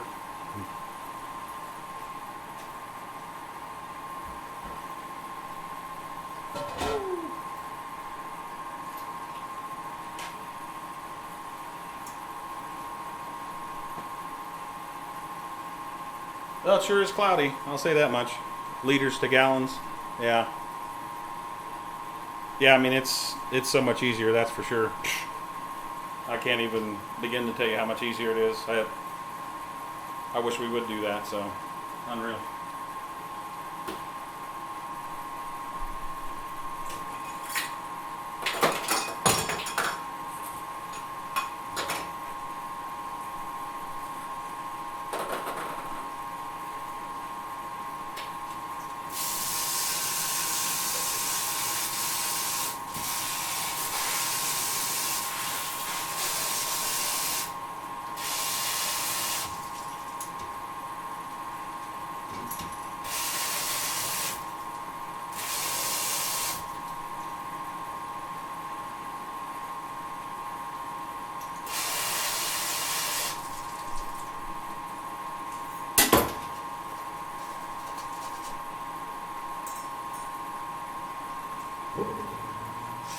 Oh, thanks, Noel. Appreciate it, man. Well, you know, Leo, if they wanted this stream to continue, they should have said something. Because I asked them, I said, hey, you know, if there's anybody over on Facebook watching that wants to keep watching, y'all speak up now. And nobody spoke up. So, it's over, Johnny. It's over. Thanks, Noel. Appreciate it. Does anybody have one of these? Little hop baskets? What do you think of it? I know for me, I bought it the wrong size because when I hang it off of the kettle inside,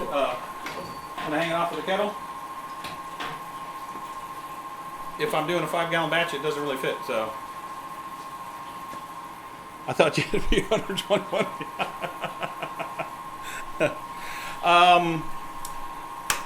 I don't know.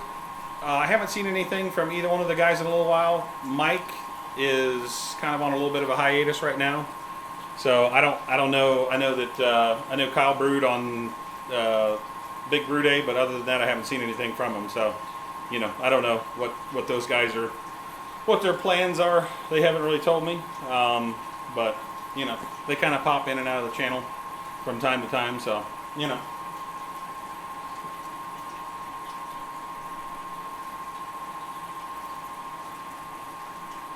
We are gathering some work. Yeah, you're probably right about that, John, but, it's a thought anyways. It's one of those things where we could hope, I guess. What cracks me up, though, is that we have 2-liter bottles of Coke. What's that all about?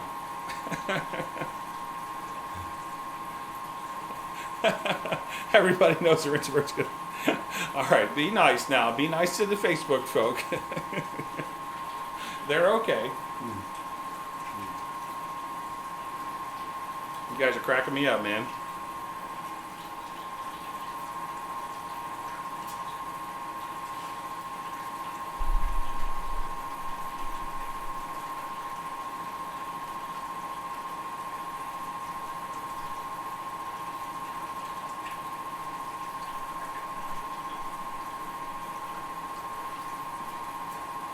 Whoops, you weren't properly notified.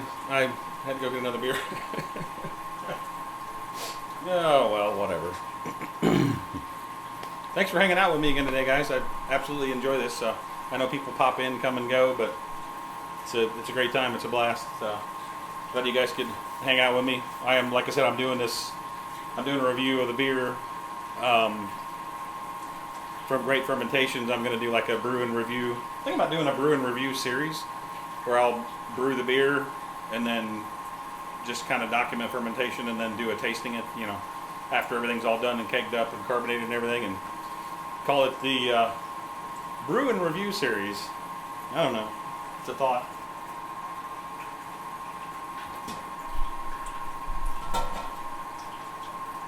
If we can get the homebrew stores to play along, I'll brew up their kits. I'm good with that. Try them out.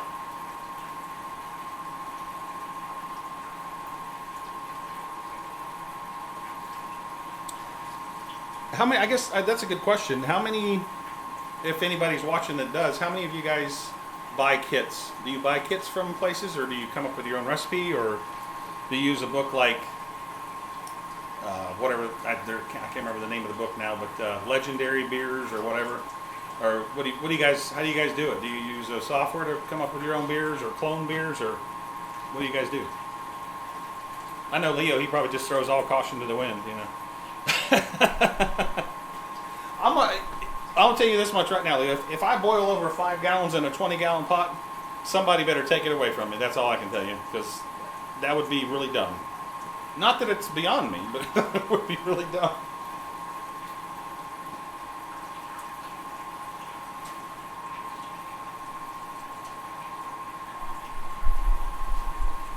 We're getting to about 3 gallons now. Let me check my Beersmith and see what I had to put the recipe in Beersmith to see what my volume is supposed to be. Let me look at my brew steps here. 7.19 gallons of volume.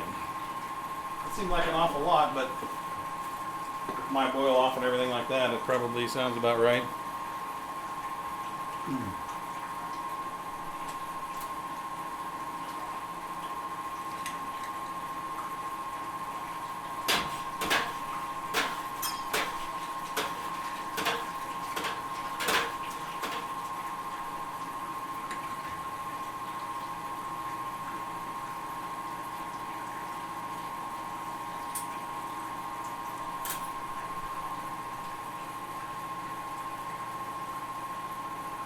Oh, that's looking pretty good. Yeah, no, I agree with you. Yeah, I mean, kits are kits. Me, I don't do a lot of kits. I'm doing this kit because they sent it to me, but I'm really horrible about. I don't know that I brew the same beer very much. I do a Hefeweizen, or like an American wheat, if you will, that I brew, which is super, super simple. And then I'll do a brown ale that I do quite a bit. But other than that, man, I'm just always trying something else, something different, something new. I really probably should settle on brewing a couple of core beers and try to get them perfected exactly where I like them. But I just like experimenting all the time. Just like when I cook, I go out to the internet, find a recipe that I think, oh, that looks pretty good, and then I'm like, I think it needs this and it needs that, and I don't want to put that in there. So I'm like, I'm always just winging everything. So I don't know. It's hard to repeat the results that way, I guess sometimes, but hey, that's the fun of brewing. You can just do whatever. Oh, look, nice. The AC kicked on now. More noise. It has been a hot, humid, muggy son of a gun around here. Raining, sun, rain, sun. No fun.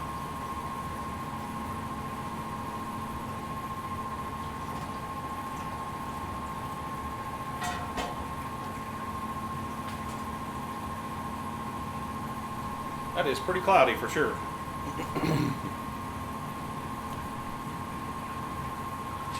I think I'd asked everybody before what software they use, but what do you guys use when you design your beers? I always use Beersmith because that's, you know, I bought it, and I think a lot of people use Brewer's Friend or whatever, I think. And then I heard somebody else say that they used another one, but I can't remember which one it was. I can't remember, but I've used Brewer's Friend a couple times on the fly. Like if I was at work or something, I've used their web app to try to figure out how many pounds of grain I need or something to hit a certain gravity and do it that way. But I will tell you that making the recipes on the mobile app for Beersmith just doesn't work that well. I've tried that, it didn't work. Oh, and maybe I missed it, but I don't think anybody answered about the question about this, if anybody has one or not.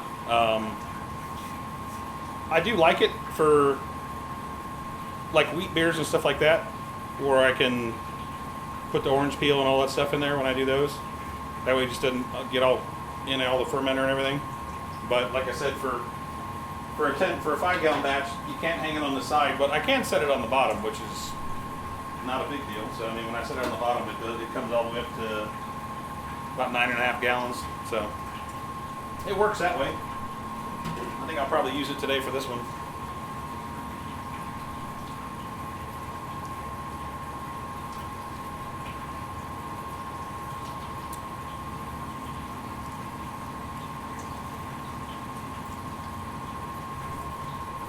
Is everybody still there? Did you guys leave? Hello?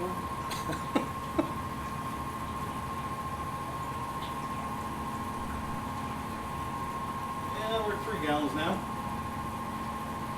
A little ways to go.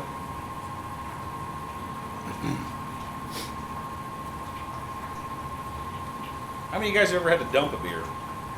I've never had to dump one like after fermentation, but I've had to dump one prior to, I think it was even prior to boil. I've had to dump two batches that way.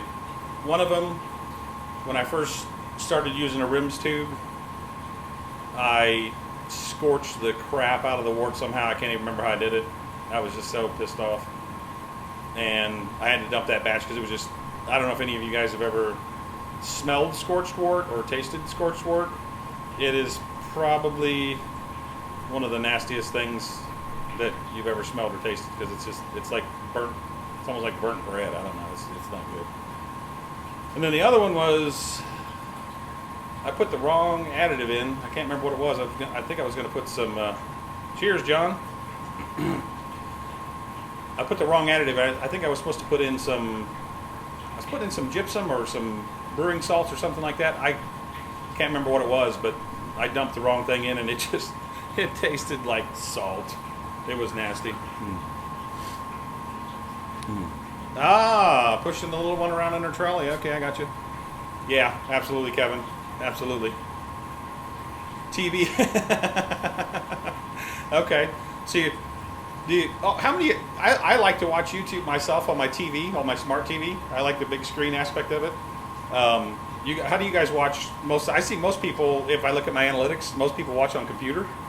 But I really enjoy watching it on TV. The only thing it doesn't do is, like, if you in your video, you put a card or like telling somebody about another video or whatever, or even the ending screens, it doesn't show any of that stuff on a big screen TV. But I enjoy sitting on the couch and watching YouTube videos on my TV that way.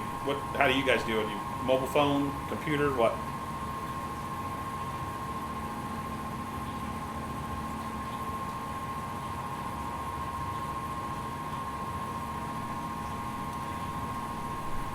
Yep, no doubt, Rodrigo. I mean, I have some hop sacks too. I mean, I use.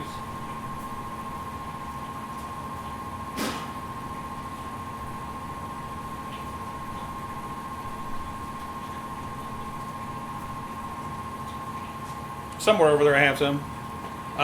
One thing I don't know if you guys follow Brewlosophy or not, but I was reading on his blog that he did a beer where he did a hop sack, and then he did another beer, same beer, dumped everything in the kettle, and there was, I think it was about 8 to 10% difference in hop utilization over the hop sack beer as opposed to just dumping everything in the kettle. So that's one of the things that kind of made me interested to use that filter there, this Trub Trapper, because it has a silicone. It's like really soft on the bottom, and it actually, when I set it in my kettle, it like almost sticks to the bottom. So I'll be really interested to see with how it works with, because I know it works pretty well in kettles that are gas fired, like propane fired. But I'll be interested to see how it works with a element, because the element kind of goes right across the top of it, and I had to like kind of bend my element up just a little bit. Okay, I got you. Yep. Sometimes like we have there's one of those things where I see a delay. Like I can see my software that I'm streaming with, and then all that stuff comes later. So there's a little bit of a lag in seeing the chat and then posting to it. So let's see. Got a stout. You had to dump. Why did you have to dump, Trent? Was it just they got infected, or what was the deal?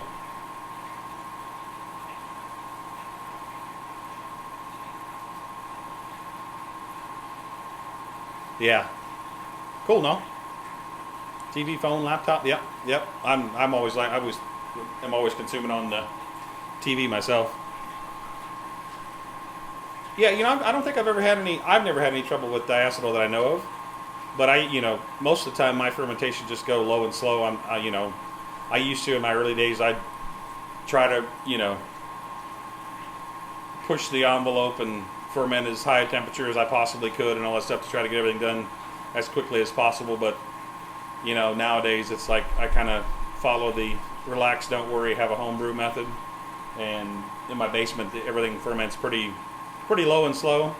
Usually 10, 12 days for a fermentation, it clears out nicely. The yeast cleans up after itself and everything's good. So, if I do when I do a lager, I'll probably, you have to ramp up and all that stuff with that. But as far as, an ale or something like that, I just let it go. And when the yeast is done, it's done, and then the beer's ready. So, that's my method anyways.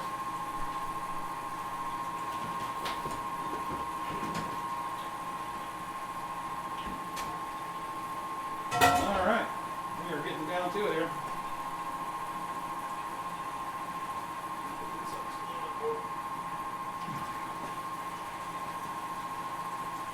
Looking good.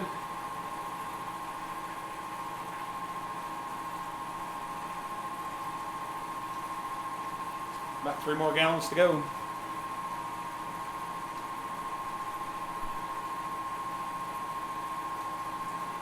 Then you guys get to put up with the noisy hood.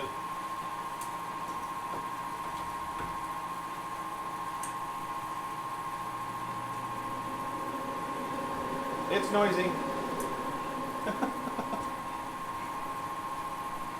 So I said Blickman needs to make a vortex fan that is quiet as a Riptide pump. I'd buy that for $1.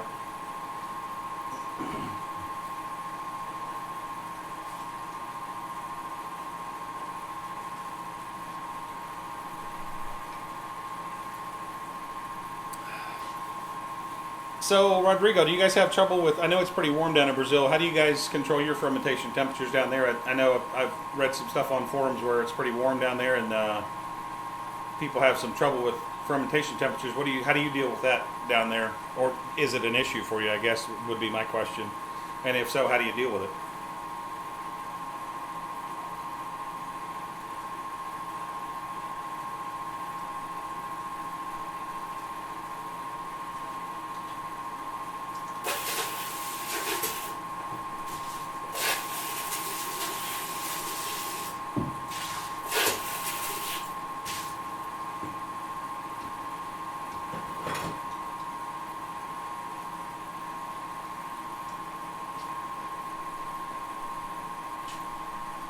Hey, what's up?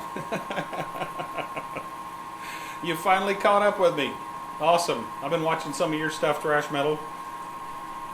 Looked like you had plenty of stuff going on, so I haven't been able to watch everything, but you've been putting out some good stuff. Pretty cool. Dumped this funky brown foam on top after 2 weeks. That does not sound good at all. Funky brown foam? Nah. When you say, I guess I've had some brown foam from like Trube and stuff like that, but what was it? Something other than that? Was it something really weird, or what's the deal?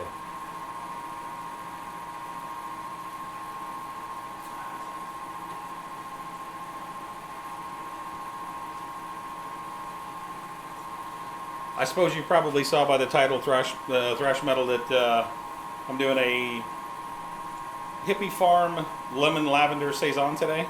So,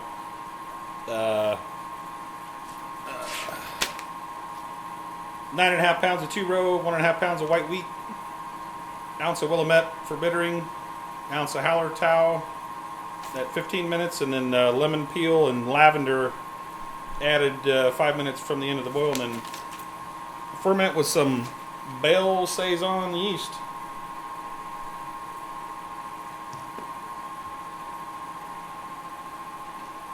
Elements covered. Time to crank it on.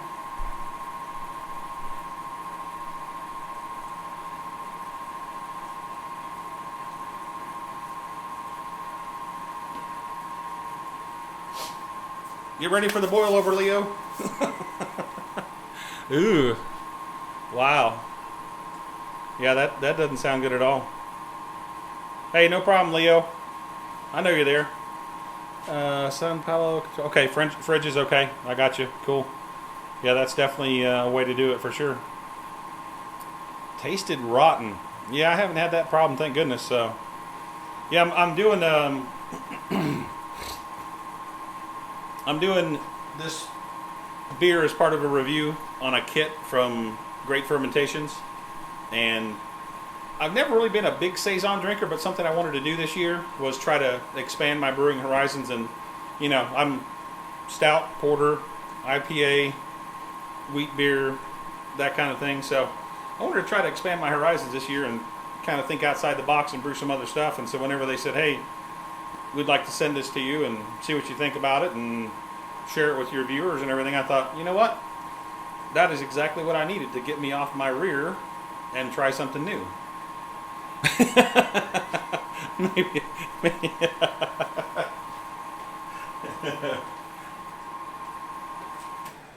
He had a Rougarou, huh? That's funny. That is pretty funny.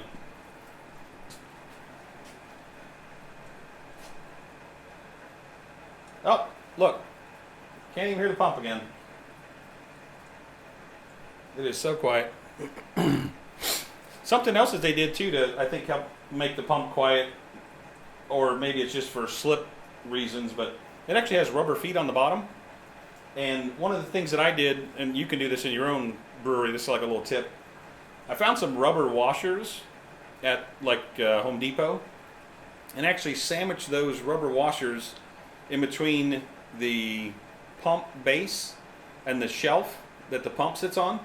So it kind of isolates the pump a little bit, because I found whenever the pump was just mounted directly to the shelf itself, it would like send the vibrations through the whole shelf, and it was like a drum. And it quieted down even more whenever I was able to isolate the pump from the shelf using the rubber washers. So, just a tip. But the one thing about the Blickman pump is I'm going to have to re-drill my holes, because the pump sits out quite, maybe a wombat, maybe a womcat, who knows. I was reading on Reddit the other day, some guy was talking about his cat jumped into his fermentation bucket and got like completely drenched in wort, but the beer came out okay. I don't know. Maybe it turned into a sour. Who knows?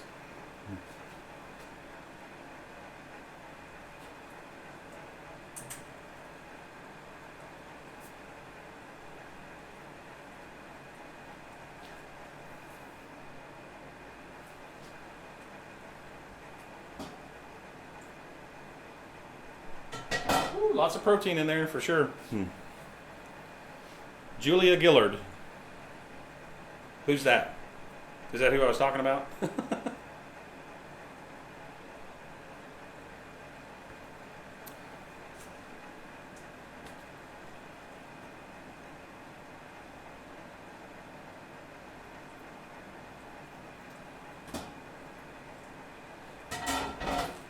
Well, I'll tell you what, I'd rather be lucky than good, because I had probably like 9 or 10 gallons of water in my hot liquor tank, and I figured I would wait till I got to a certain point on the boil kettle and stop sparging and let it drain down, and I am just beyond 6 gallons, and it looks like I'm probably going to hit exact volume when the mash tun drains out. So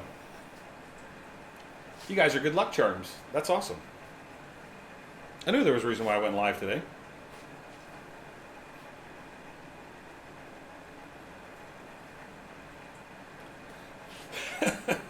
Kevin 07.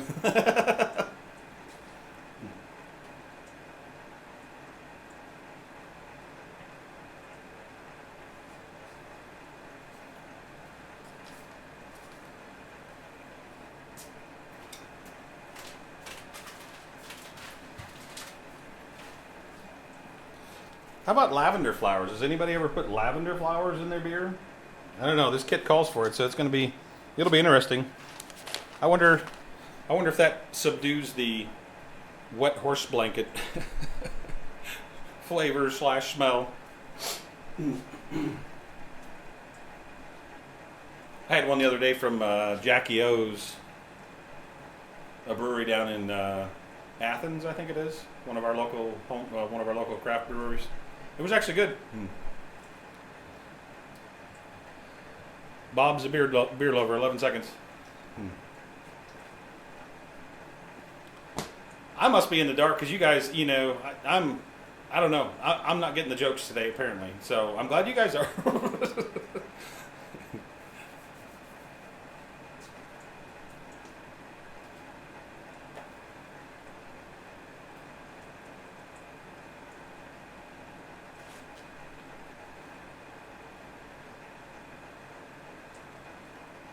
And I would say we are done. Not hooked up yet.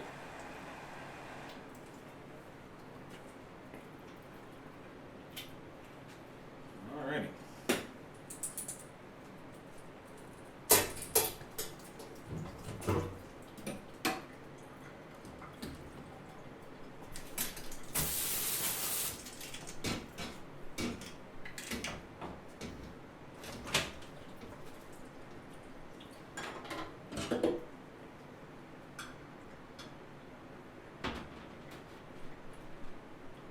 All right, Leo, boil over.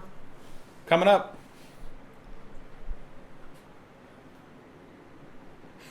Kiwi there. Yeah, I was going to say, you guys lost me for sure because I have no idea what you're talking about, but hey, talk amongst yourselves.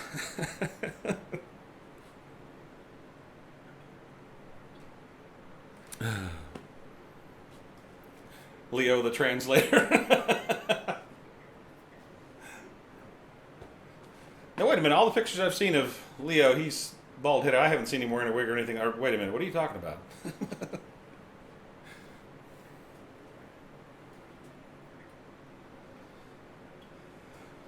Boil over. Coming soon. No, I'm just kidding.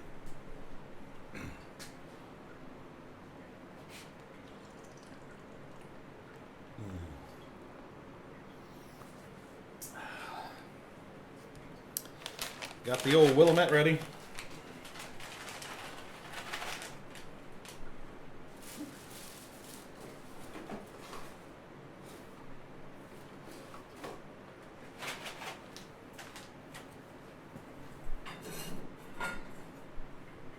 Ha! One Royal Flock tablet left. I need to get some more.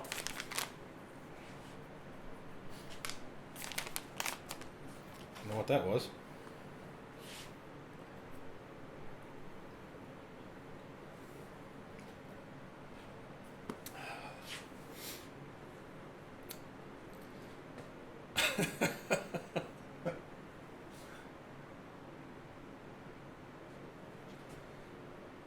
We are coming up.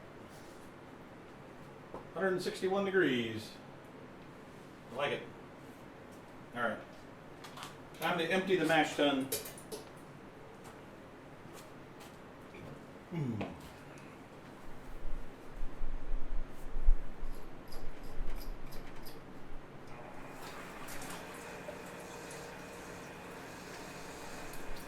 Oh, look at that. Couldn't have done it better.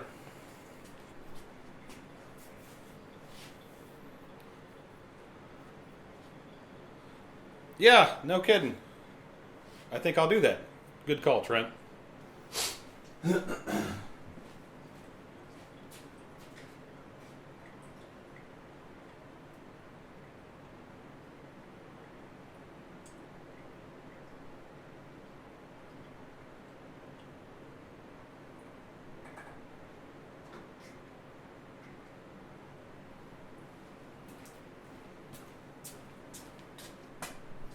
Cheers, everybody.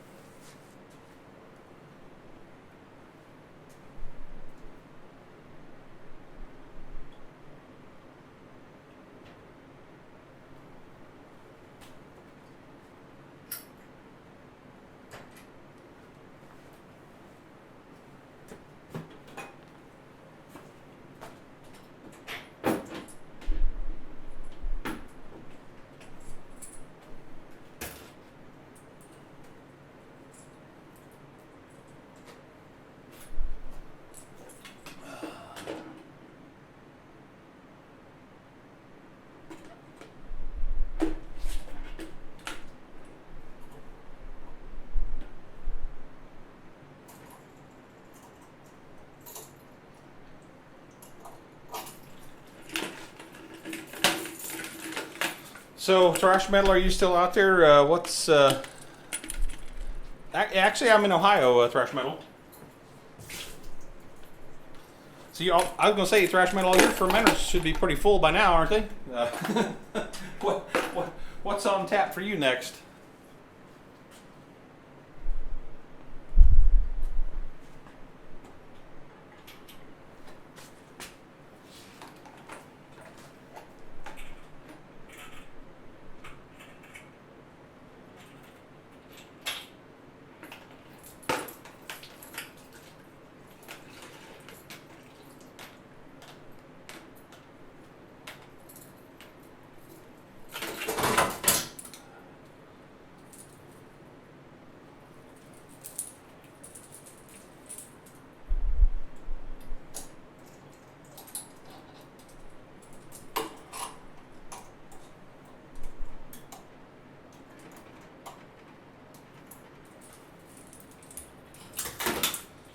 Spaghetti, I tell you, spaghetti.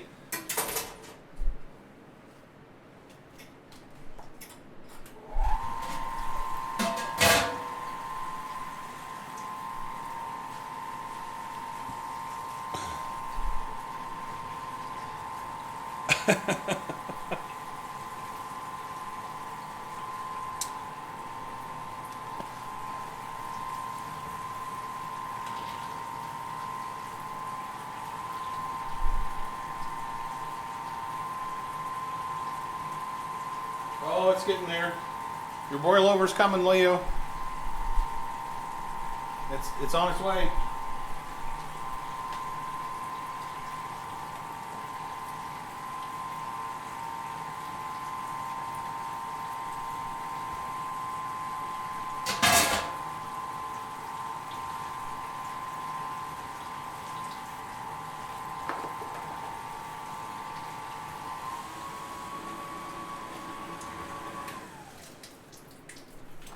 Stop that pump before it starts screaming.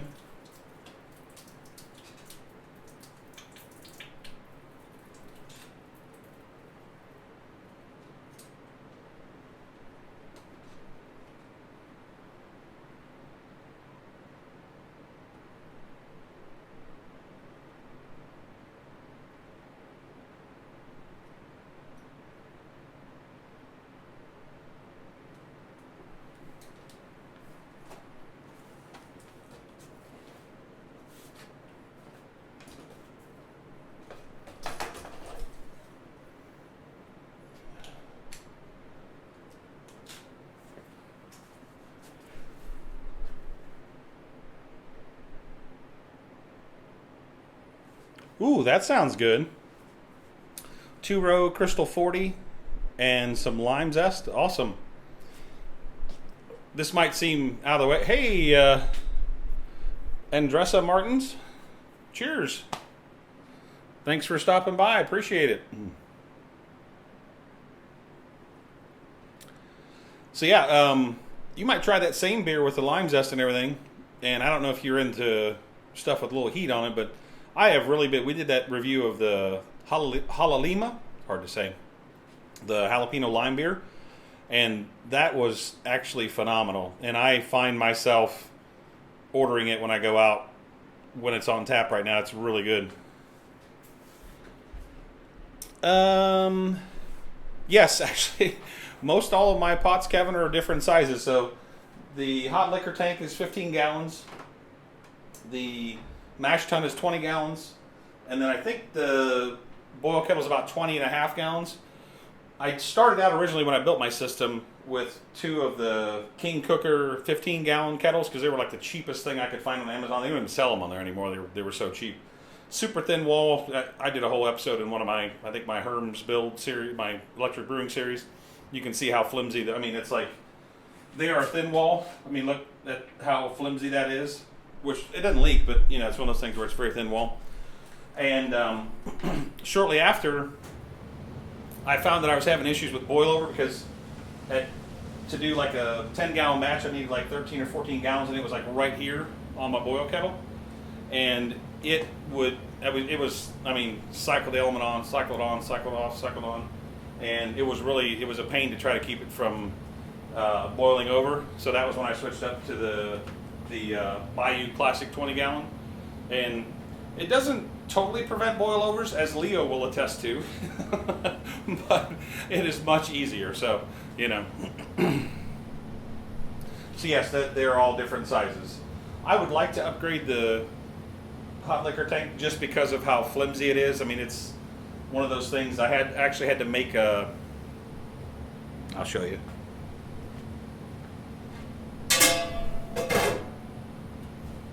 If it's not too damn hot to pull out of here.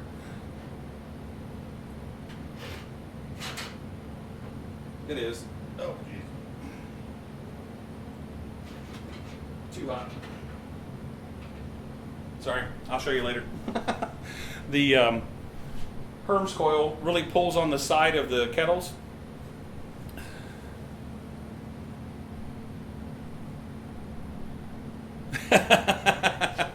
Exactly.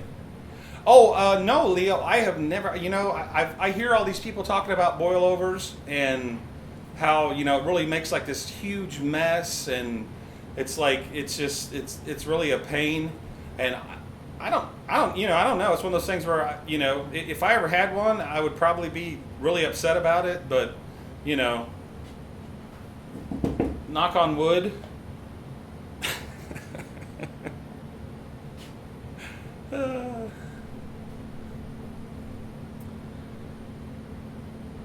Yeah, that actually, you know, I'm wanting to brew the New England style IPA myself, and actually, and believe it or not, I have not had one, and so I would like to try one because it's like, you know, all the cool kids are doing it now. So I will have to try to see if I can find one. Do you know if they distribute that beer in here in the United States at all? I would definitely like to try one.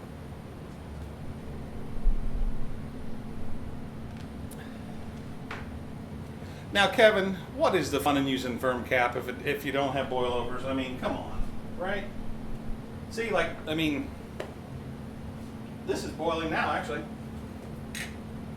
Crank this up a little bit.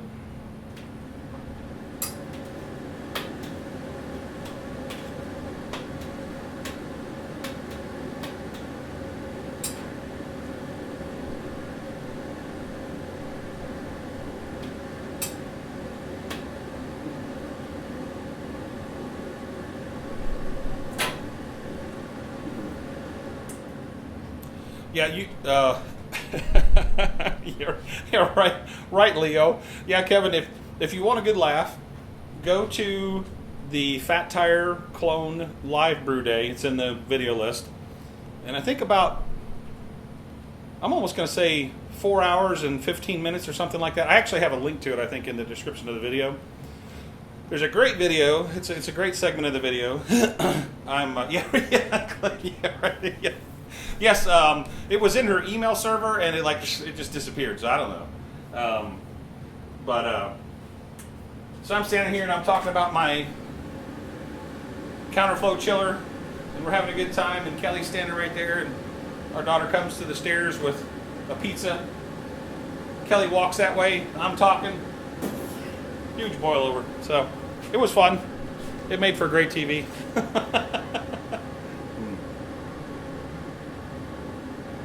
Cool, Rodrigo. I will have to take a look at that because I am definitely interested in that style of beer. So I will definitely be taking a look to see if I can find that. There's a couple of bottle shops here in Ohio that have a pretty extensive selection. So I'll see if I can find that, and I will definitely be on the lookout for it.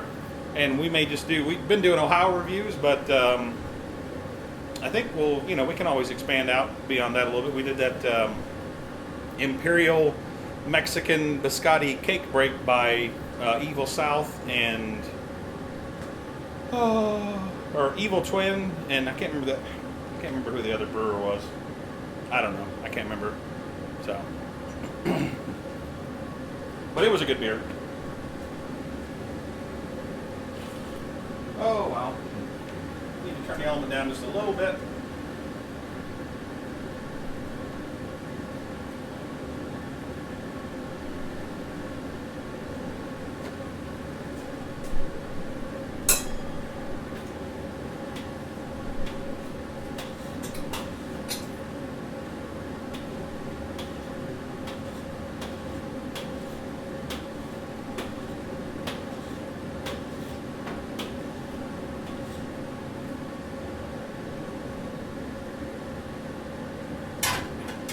All right, let's put some Willamette in. Spoonful.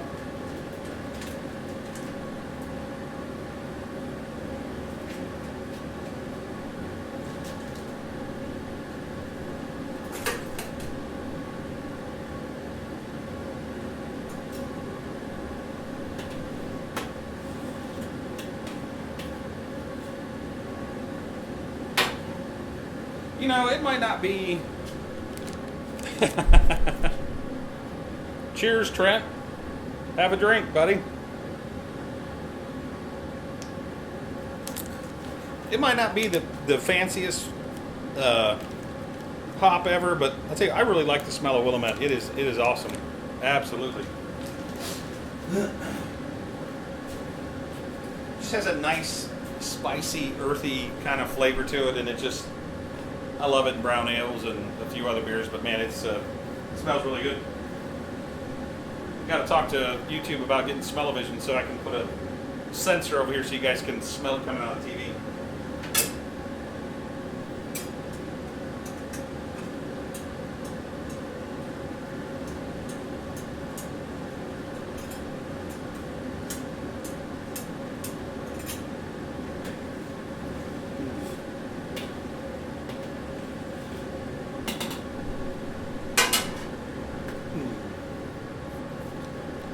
Man, thanks again, everybody, for hanging out. I tell you what, every time I do one of these, I'm just completely blown away by you guys hanging out for this length of time. It's like, I don't know. It's like hanging out with good friends, you know what I mean? It's like, I don't know. I really enjoy it, and I'm going to keep doing these. I've seen a few people doing the live, a couple of people doing live brew days on YouTube and stuff, but, I have a blast every time with you guys when I hang out with everybody. It's a good time. It's fun, and I learn stuff from you guys, and hopefully maybe you learn something from me. I don't know. Learn how not to boil over. I don't know.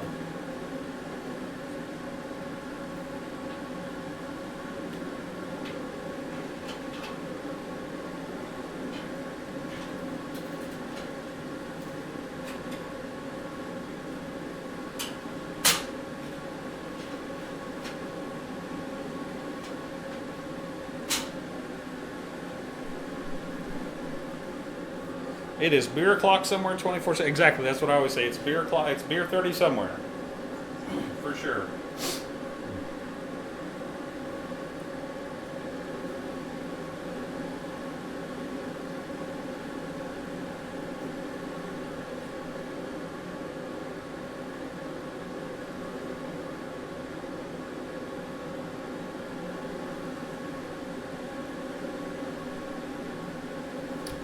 Alrighty, get the timer started. Yeah, absolutely, thrash metal. It's so much fun. I mean, I am gonna do the Google Hangout one sometime where we can all like chat and communicate back and forth together and stuff. I think that'd be a lot of fun too. Salancha. Yes, good health in Irish. Kevin's a good. Yeah, right. Yeah. We had pizza last night. What time is it? Is the pizza joint open? I need to order a pizza. So, Colorado fly fishermen can come on here and heckle me about eating more pizza.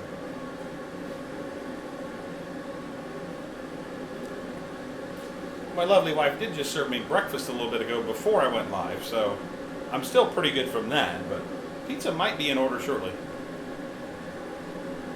You guys ever do a spent grain crust? We have a couple of breweries around that have like a food truck, pizza truck that comes by, and they do spent grain. Yeah, thanks, Homebrew Dan. I like doing them. I really enjoy doing them. I mean, you guys, it's live, it's raw. As Leo can attest, and he probably will never let me forget it at all. I had a boil over like one of the first days that I did it, and it was funny. It was like it cracked me up whenever it happened because it was just it was one of those moments where like, oh crap, and somebody actually emailed me and said they were watching and they were like looking at their computer or whatever. They're like, oh, it's gonna boil over. It's gonna boil over. It is what it is. It's fun. Oh, it smells good. Yes, Hayden, someone said beer o'clock for sure.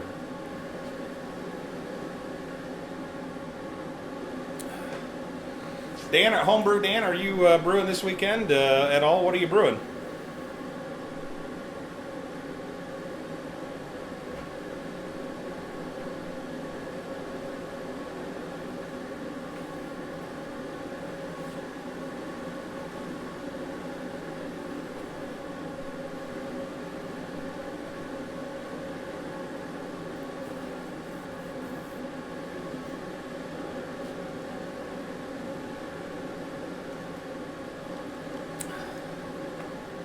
I always like watching. Yeah, exactly, John. You're absolutely right, and I am. So there's no shame in showing my humanity. I really, like I said earlier, it's one of those things where if I am the object of some self-deprecating humor, then so be it. Somebody else is being left alone. I like picking on people, and likewise, so if I'm the butt of a joke, I'm all the more better for it. I'll always say if I walk up and somebody's laughing about me, at least tell me the joke so I know what you're laughing about and I can laugh with you.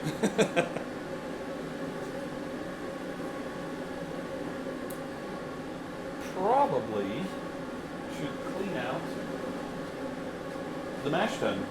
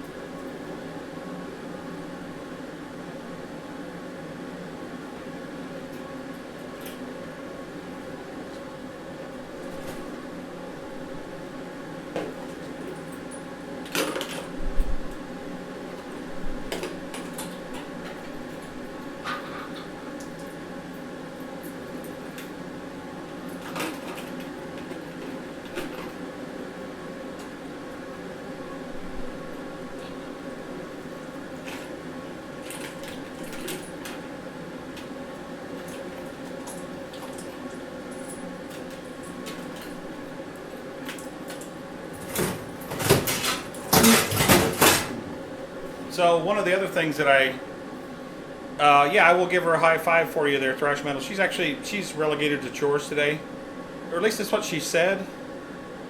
And then I went upstairs earlier, and she was playing Donkey Kong on our main game machine. So I don't know. I'm just gonna leave that one alone, because she works hard and takes care of a lot of stuff. So she gets a pass in my book. But I will let her know. Oh, that's the other thing I love about the tile in my brewery. Squeegee, water, right to the floor drain. Done deal. No muss, no fuss. Clean up is a breeze. For just $14.95 shipping and handling, you can have one too.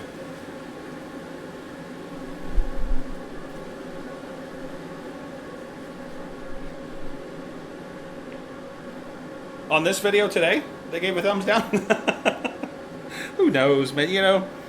There's haters. Yeah, Donkey Kong. Exactly.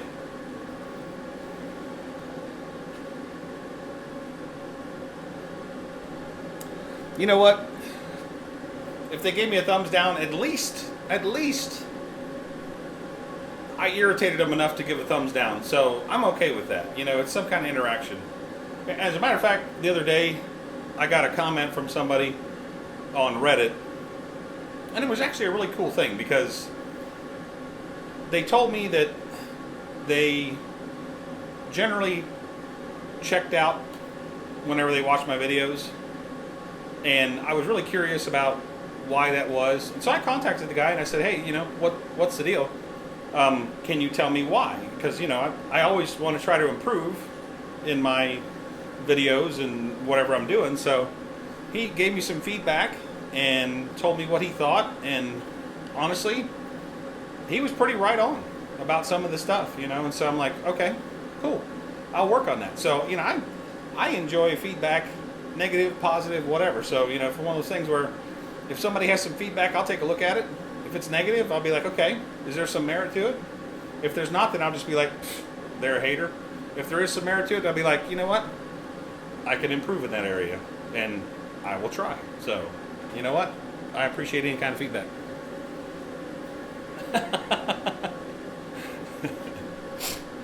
Yeah, right. Yeah, exactly. No, Kevin, it actually was some good feedback. It really was. And the guy was not brutally honest, but he was very honest, and I did appreciate the feedback that he gave me, and the fact that not only that he had the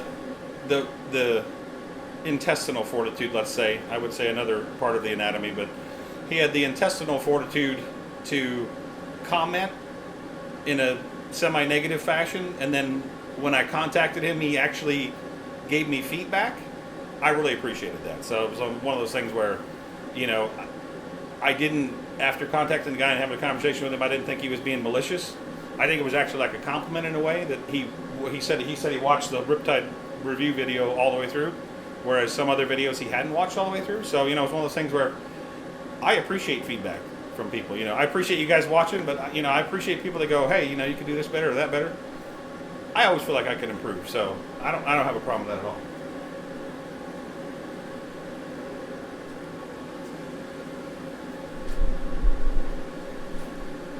Enough of the TED Talks.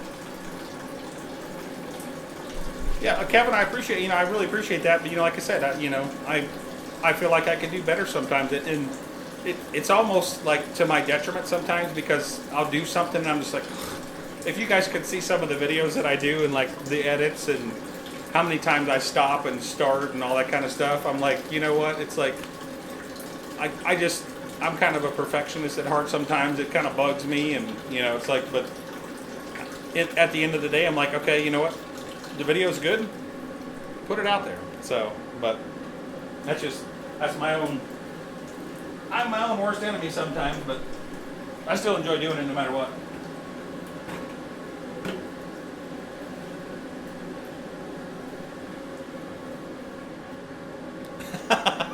Back to the party. Where we at? So we are, let's see where we are in the boil here. Sorry, it got serious for a second there for some reason. I don't know why that was, but we are about 20 minutes into the boil.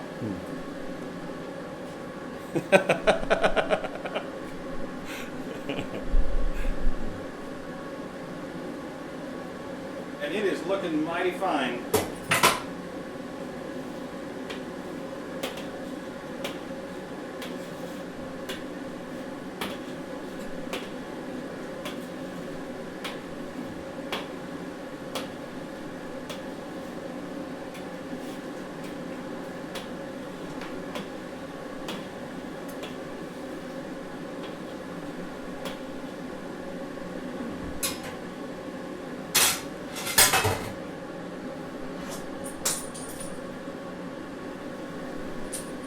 Stuff's falling all around me. It's falling apart.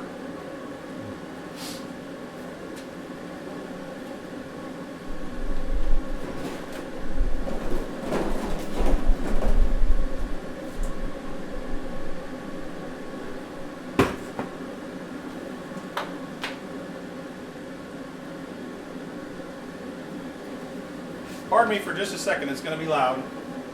These are awesome, by the way, for your brewery. If you guys can see or not, but these little bucket head vacuum cleaners, awesome. Water, spent, drain, whatever. Just 1 second.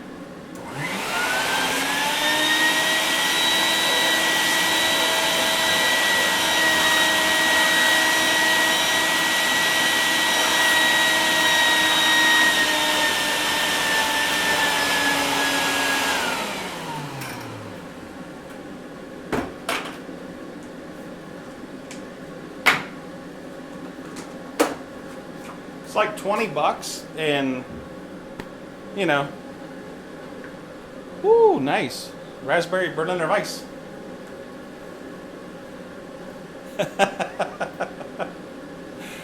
Welcome, Dr. Hans. I appreciate it. Thanks for stopping by.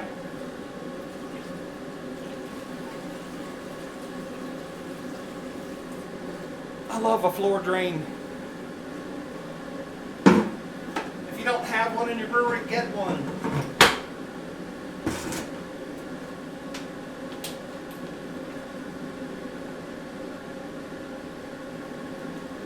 As soon as possible.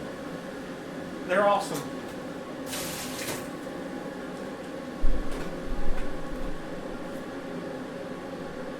Yes, there's still time, Dr. Hans.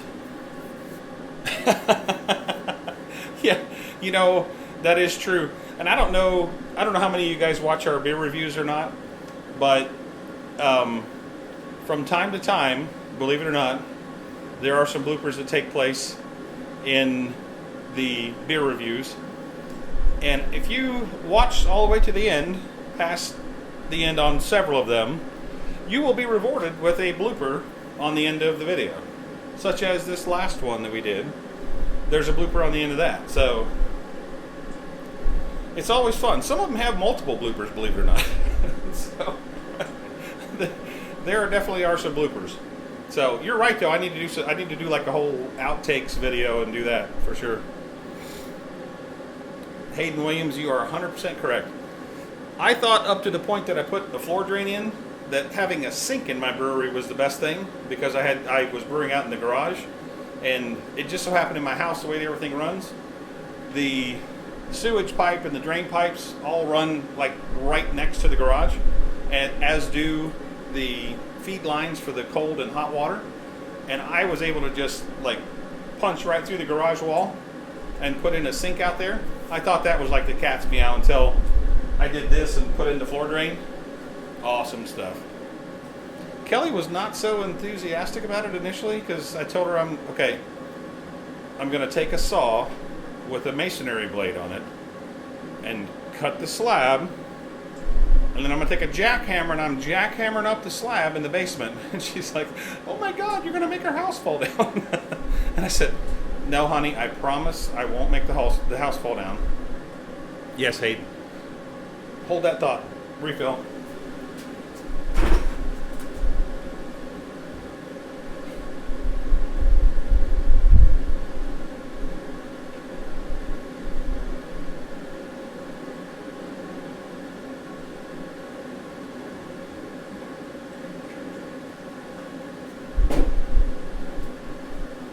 All right. Cheers. Hayden, cheers. Cheers, everybody.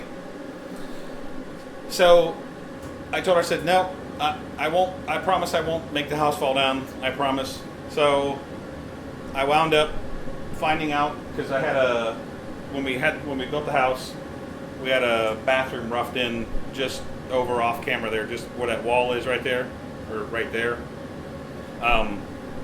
There's a bathroom right there, and I thought, you know what? There has to be a sewage pipe that runs from the stack that comes down over on this wall here. There's a wall right here. There's a stack on the other side of that wall. I'm like, there has to be a sewage pipe underneath somewhere that runs to that bathroom over there. So I thought, you know what? It's exploration time. Got out the saw. Cheers, thrash metal. Got out the saw. And it's if you want to see pictures of it, it's over on Homebrew Talk. I think I'm trying to remember what in the Throwback Thursday video I did recently, I think there's a link to the build thread in there that shows all the pictures and everything that I took while I was building this video. While I was building the brewery. Bottoms up.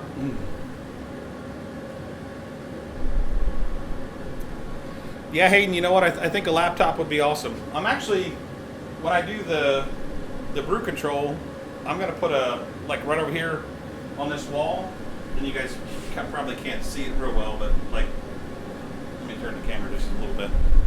Wow, I can't see it. Hang on, I'll show you.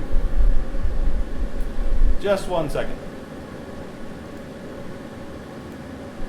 All right, so this wall, I'll put another mount, like the control panel mount, and I'll put like a monitor here, because I've got a small Weiss device computer that I'll put here, and that will be like a monitor for me to do the automated brewery system with, which will be cool.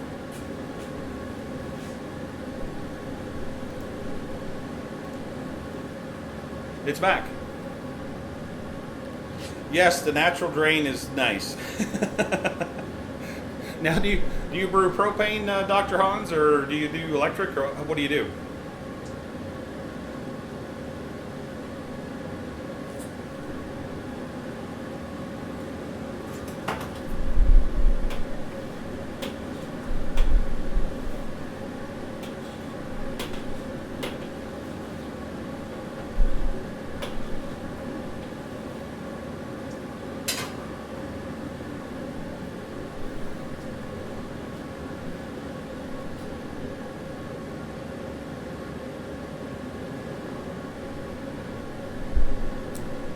Let's see where we are on our timer.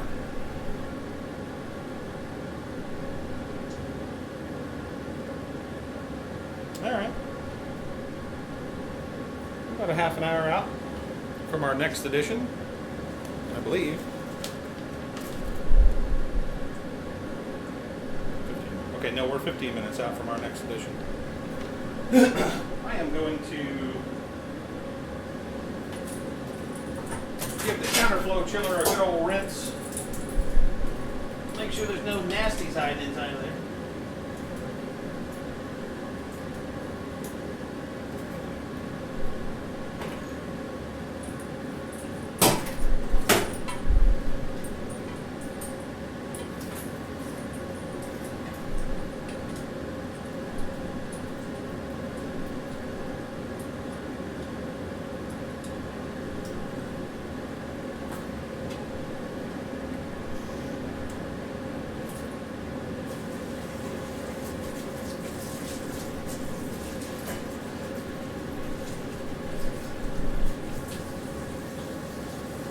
Yes, electric.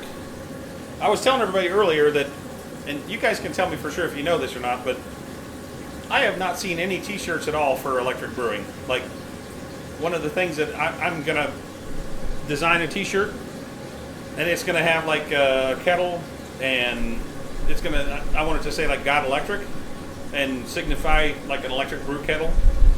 And I think it'll be cool for everybody that does electric brewing, because it'll be like one of those things where somebody will come up to you and go, hey, what's that all about? And then you can like, hey, I make beer with electric, so. And then you'll be like, what? And then the conversation begins.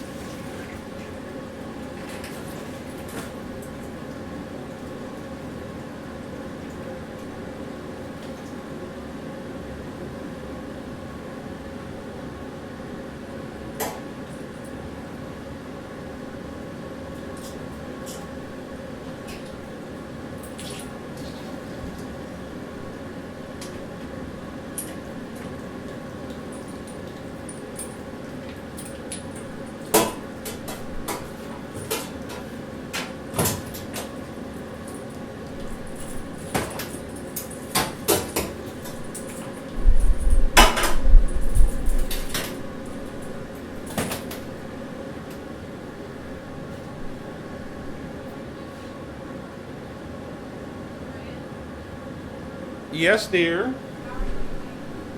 Okay. Somebody asked where my pizza was earlier. Okay. You're making Mexican.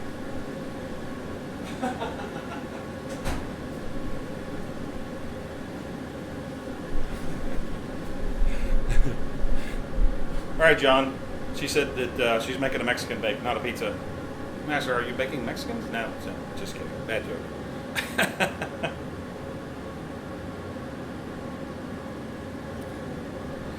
You know, Leah, I have actually thought about doing part of my electric brewing series. I thought about doing a apartment like edition or apartment system. I want to look at doing a system that's for doing like 2 to 3 gallons in a small apartment that runs off 110 volts and is like pretty cheap. So I want to actually explore that and put together a system.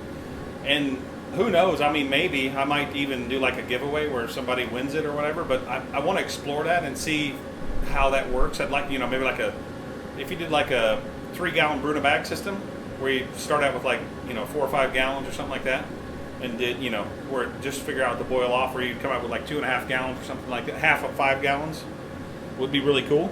So yes, I think I have heard of Smart PID. Hayden?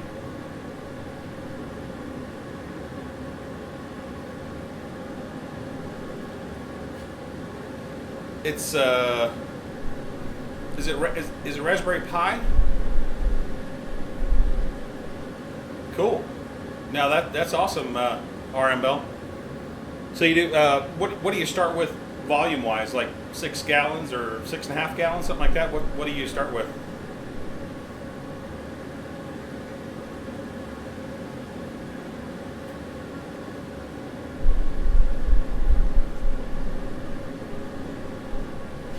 Okay. Okay, cool.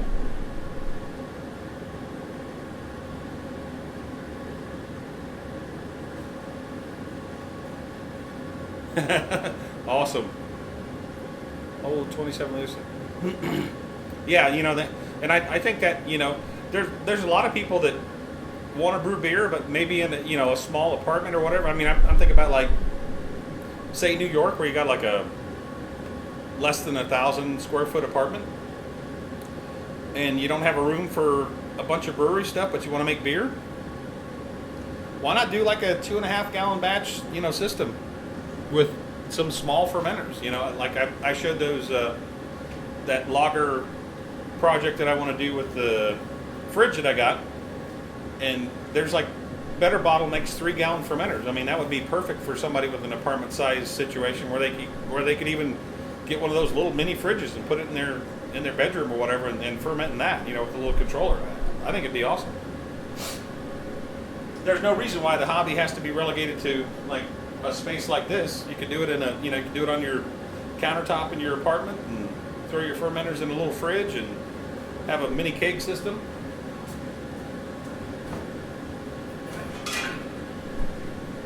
I mean, like, these would be perfect for an apartment size system. I've got 2 of these little 2.5 gallon kegs. It'd be perfect for a little apartment system where you did like a, start out with 3 or 4 gallons and boiled down to 2, 2.5 or 3, and then kegged it in that. And you can even put these in a little mini fridge and do a little kegerator out of that. So, it'd be cool.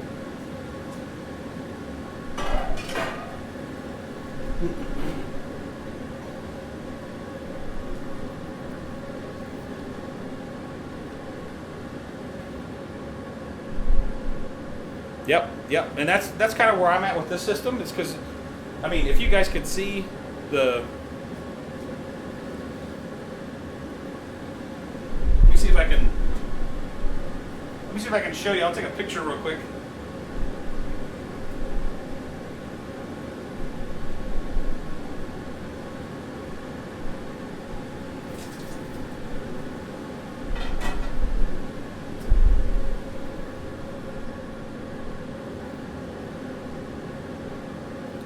I mean, look at how low that grain bed is in that kettle. It's probably maybe 2.5 inches, 3 inches deep.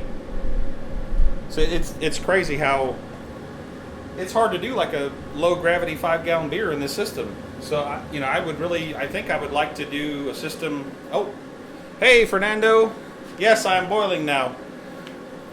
You're the guy that the last time I did the Thirsty Thursday live video, you asked me a bunch of questions at the end of the video. And now here you are again at the end of the video. No, it's fine. So, thanks for stopping by, Fernando. I appreciate it.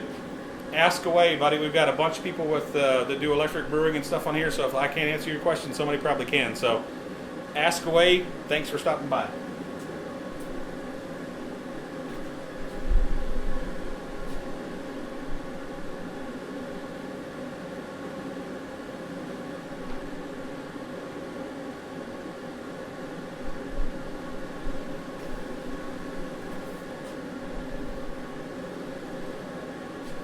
And Fernando, it's better late than never, so. I see you peeking over your little icon there. I see you.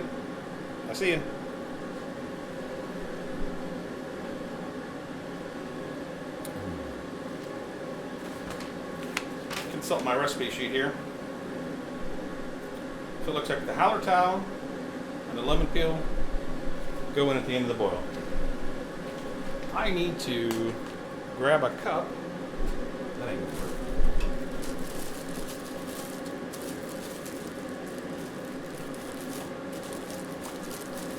And measure out half of the 1 ounce package of lemon peel.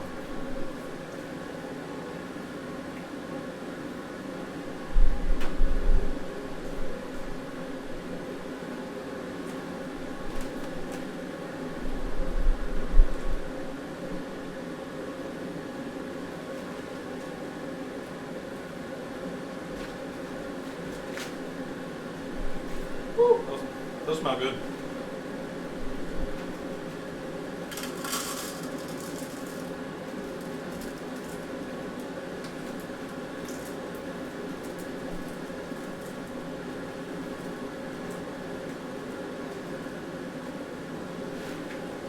There we go.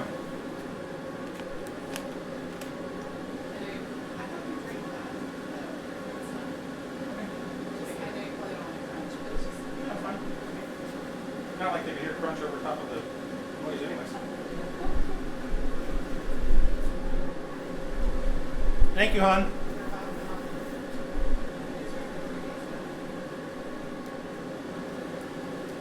She brought me some chips and salsa. Oh, yeah, it's a Saison, not a sour. They're not like too sour, but they have a little bit of sourness to them. I have not jumped on the sour bandwagon either. To be honest with you, I've had a few of them, but the funny thing for me is I like sour candy and stuff like that. I like that, but I don't know if I'm not a huge fan of sour beers, honestly. So I don't know. I don't know what's wrong with me. Something's wrong with it.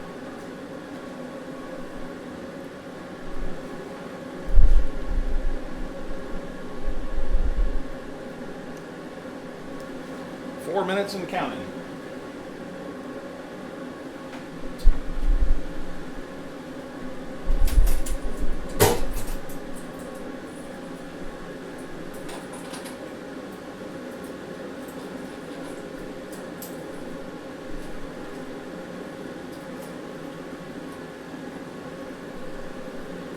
Why does everything have to happen in the last 15 minutes of a boil? Like sanitize the fermenter, Whirl Flock tablets, 15-minute hop addition, 15-minute lemon peel addition. I mean, how can you do all that stuff at one time? I just don't understand it.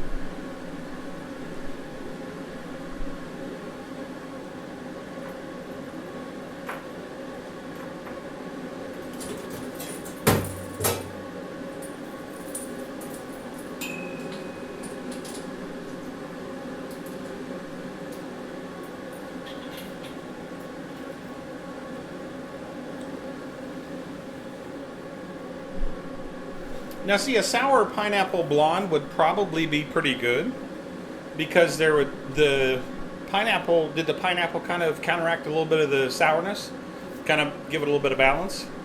That sounds good to me. But you know, some of the sour beers are just so like, and it's crazy because I like sour stuff, but I will actually be using the Bell Saison.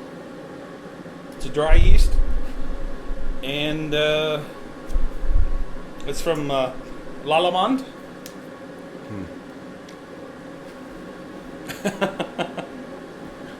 Yeah, I should, right? Looked at the brew boss.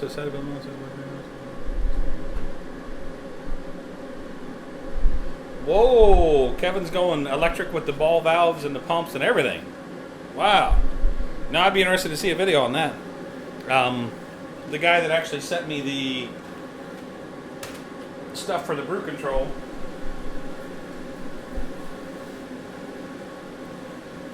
upcoming build, Arduino. This is actually the RTD board, so that I can use my RTD sensors that I have, and the Arduino Mega and the board for it. That is the board that I'll be using for the automated system that I'm going to be doing a video on soon. And I think if I'm too close, I'm clipping the mic.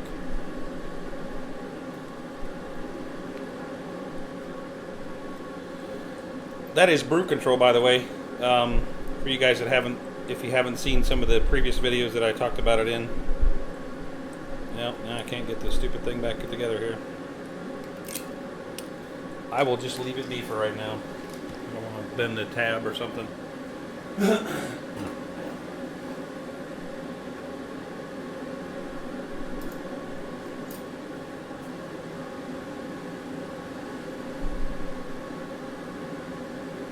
Oh, here we are.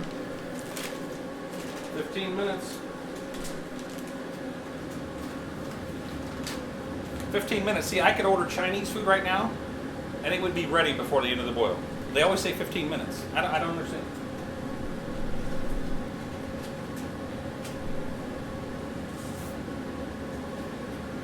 Everything is 15 minutes. I mean, you know.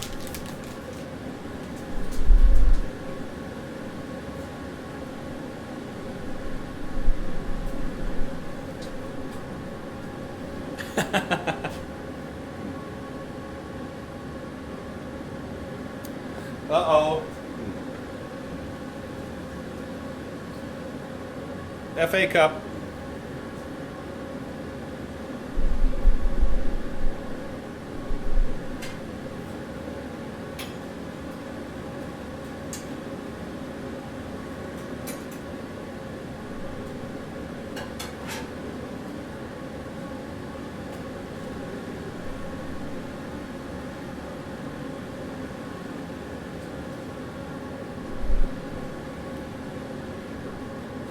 Yeah, I think Kevin should do that. Honestly, I think so. Yeah, honestly. Yeah, actually, I'm going to use the Arduino to control the fermentation chamber too. There's I posted some photos in the Homebrew Wednesday video that I just did. I'm going to be doing that as well. I'll use the Arduino to control that. He said that, like, depending on how many relays and stuff that I have connected in there, that's pretty much the only limitation that I have is how many relays I want to do and how many SSRs and all that stuff.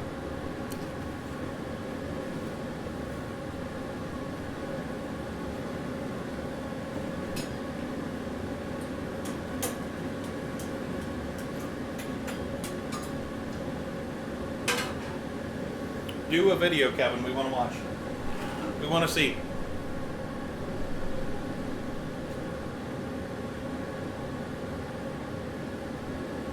What are you using to control it with, Kevin? Are you using what software?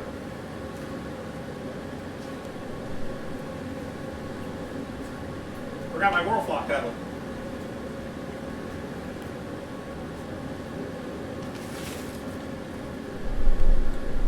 Five minutes from the end of the boil. Lavender goes in.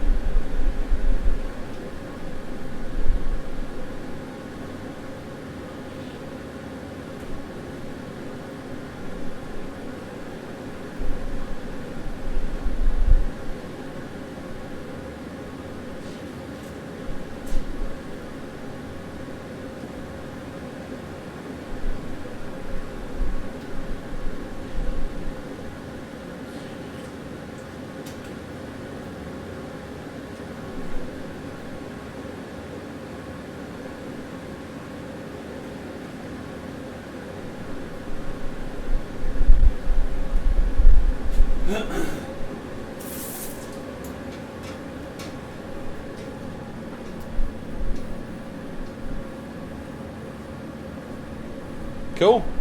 Awesome. I have not checked out the brew trawler. I'm gonna have to scroll back up because I am missing some of the video here. Some of the 12 volts. I have not tried out the brew troller at all.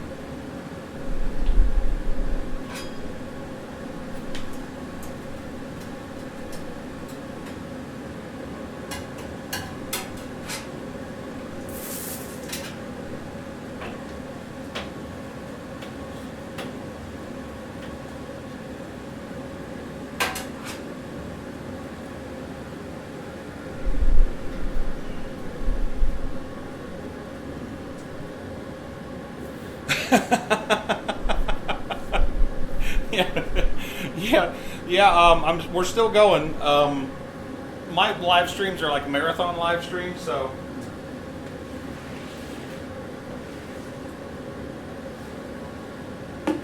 There's another guy that I follow on his channel that's nothing to do with brewing, and I told him we did like a 4.5 hour live stream, and he's like, "What?"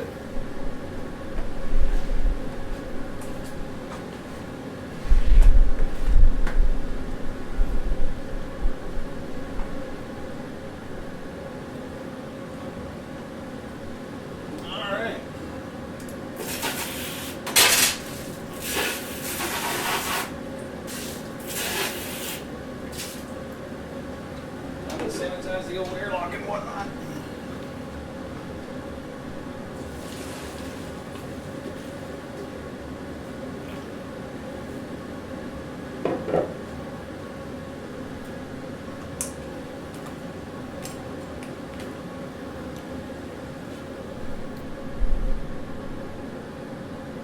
Yeah, I imagine. Yep.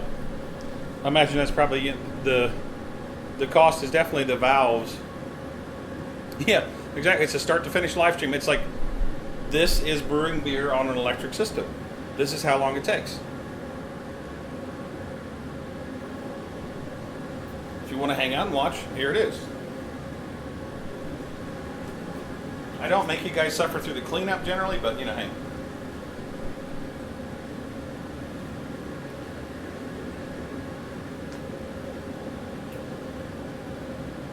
Which tap? I'm not sure what you're talking about. Tap or the faucet? Is it this here? I've got a sprayer and a faucet here. My Keyser kegerator is actually over in the corner over there.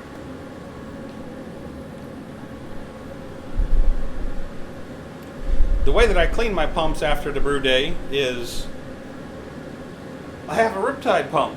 I take it apart and I clean it, and then I put it back together. The other pump, the chugger pump, doesn't do anything but pump water, so it doesn't need cleaning.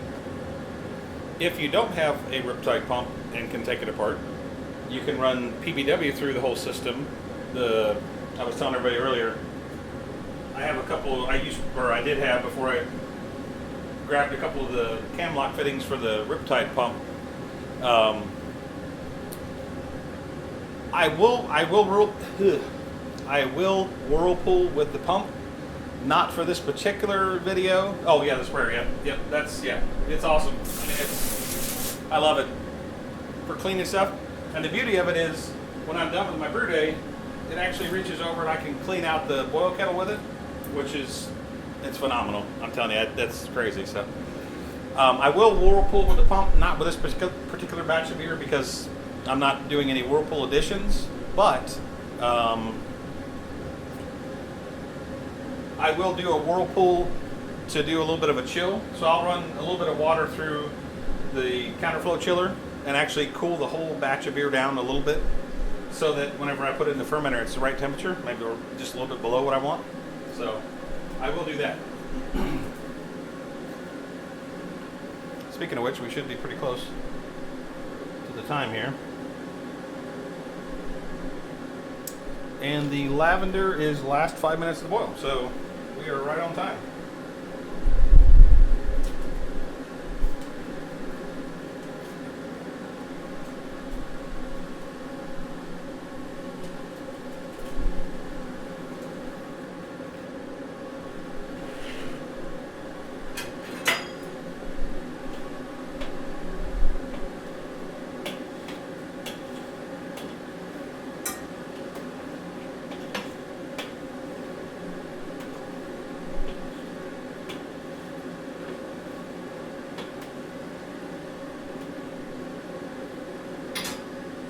And I must say that lavender is very pungent. I smelled it immediately when I dropped it in the boil kettle.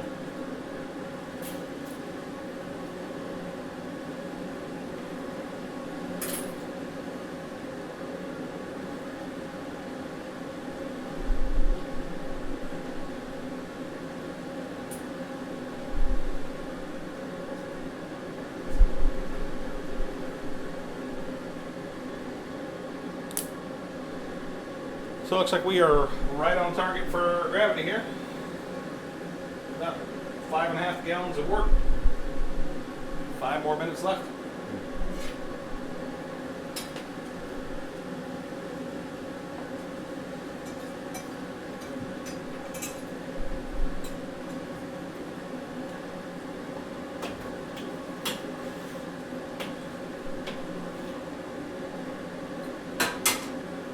We are almost coming to the end of this crazy broadcast. Chemist, plumber, electrician, etc., etc. You got that right. You know, it's kind of funny because all of the careers that I've held over the years have kind of culminated into doing a home brewing system like this. I mean, I've been an electrician. I've worked in like the automotive industry with like mechanical stuff. So it's like, you know, all that knowledge kind of culminates into doing an electric system and building your own stuff, and, you know, not being afraid to get in there and get your hands dirty and do stuff yourself. So, and that's kind of what my electric brewing series has been about, is telling people, hey, it's not as scary as it sounds. It's not as hard as it seems. Just go out there and do it. It's, you know, and check your work. Have somebody check your work if you're not sure about it, and enjoy what you do. It's, you know, that's all I can say.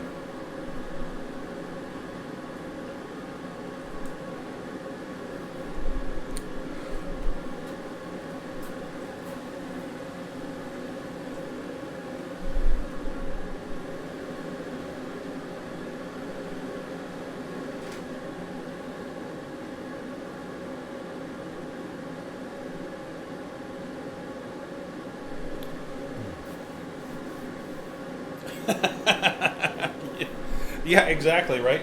Yeah, home brewer, system builder. You know, that's definitely, you put that on the resume.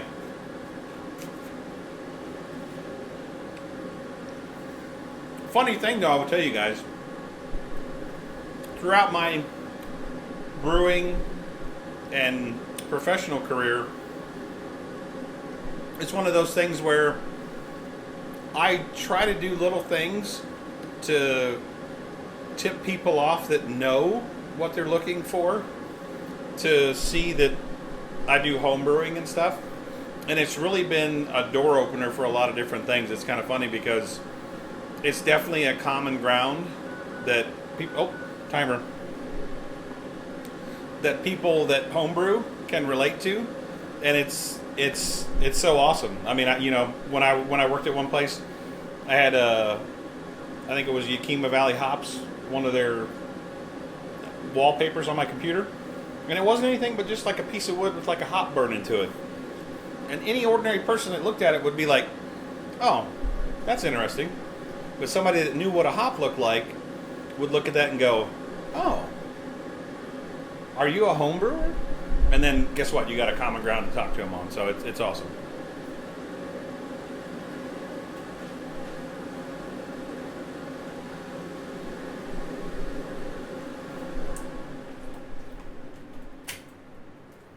Let's chill.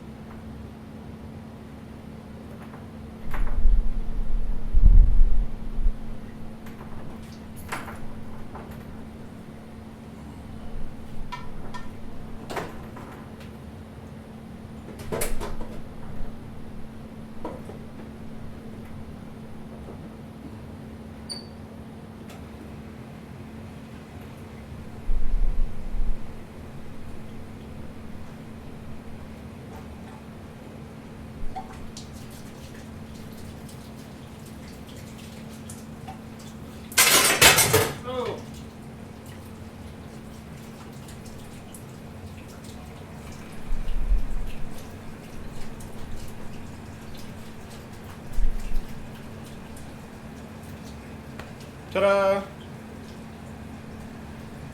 Yes, Hayden, home brewing, I mean, it's like the most expensive way to save money for sure. I look at it this way. After the initial investment, like, I can do a decent IPA for probably, if I buy my hops in bulk, I can probably do an IPA for $25-30 and get 2 cases of beer out of it. Or, well, no, 2 cases of beer. Probably, I don't know. At least a case of beer. And based on craft beer prices in the U.S., like anywhere from $10 to $15 a six-pack, I'm saving money. And that's all I'm saying. After the initial investment.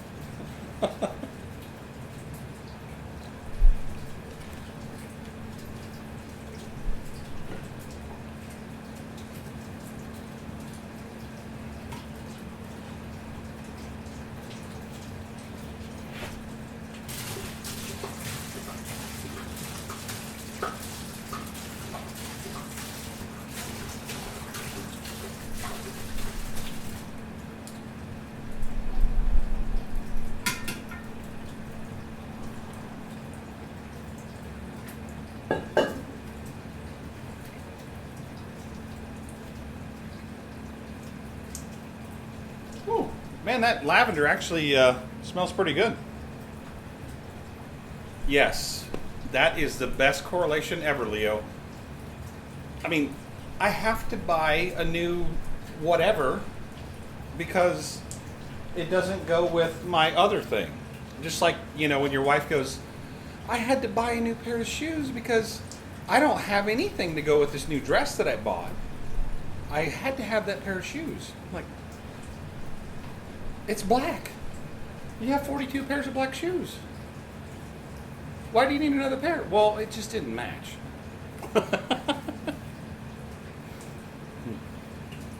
Exactly.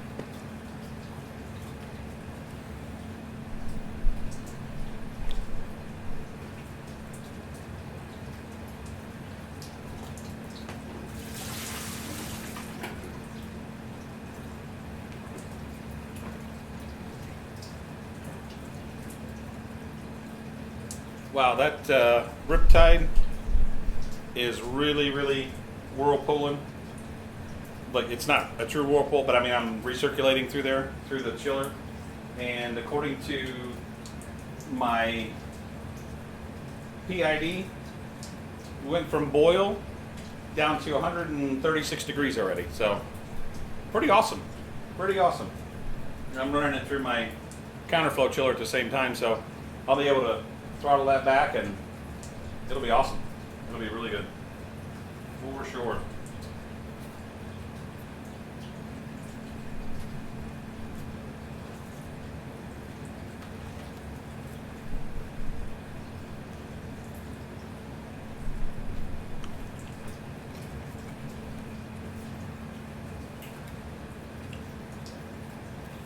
You know what, guys? This is really might sound a little bit corny, but it's probably more than I hoped for. I see you guys talking to each other, and exactly, happy wife, happy life, no doubt, John. Yeah, I never, did I say I argued about the shoes? I just said, I asked a question. I never said that, I said you can't buy them or whatever, but. So, what was I saying? Oh, it absolutely makes me so happy to see you guys talking to each other about stuff and sharing information. That is like more than I could have possibly hoped for with one of these live streams like this. It's so awesome to have you guys interact with each other and give each other tips and stuff. I mean, that's just I'm seeing you guys do it, and it's absolutely awesome. So I really appreciate everybody hanging out. I appreciate everybody commenting and everything. It's a blast hanging out with you guys. I have an absolute blast every time I do it. So I'm not stopping. So you guys are gonna have to deal with it.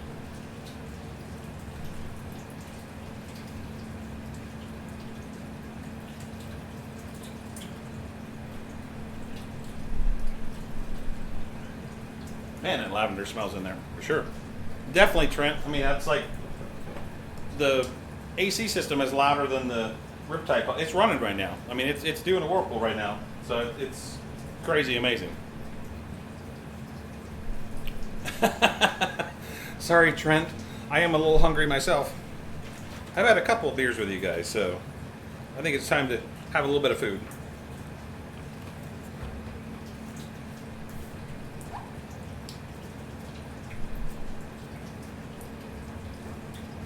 Well, I think that's probably enough pre-chilling.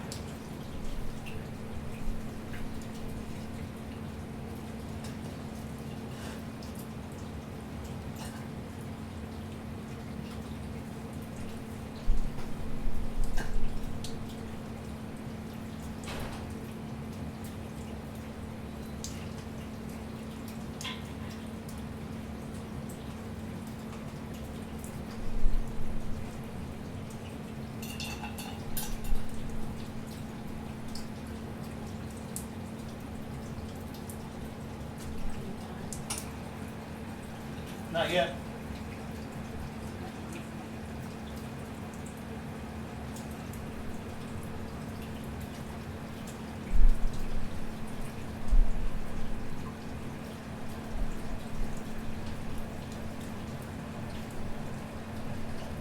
Absolutely, John. I agree with you 100%. Oh, I'm almost done here. I'm just gonna fill up my fermenter and then I will be there.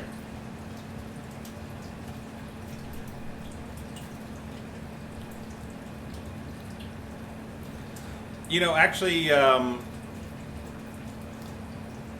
can see my stream live because that I have the stream going on the video. I can actually see I use OBS software, and I can see the screen that I'm broadcasting out to the web on my computer. I have two monitors down here in the brewery. So I have one monitor that I'm showing all you guys' comments on there, and then I can actually see the stream over there live along with the chat going on. So it's really cool. I love doing that for you guys, because the problem with doing a live video is all the chat stuff goes away after you get done doing the live feed. All the chat goes away, so it's like it doesn't save it at all.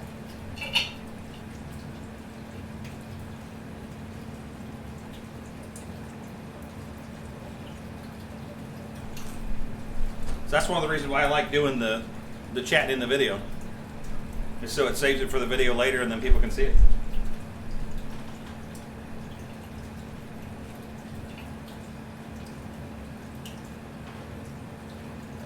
Looking good.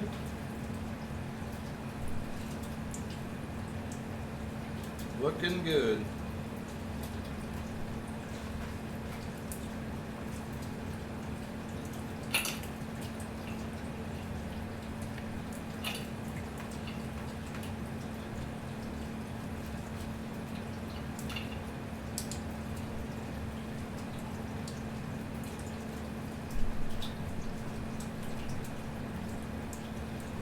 I really need to put another fitting on here so I can just leave it hanging there, but whatever.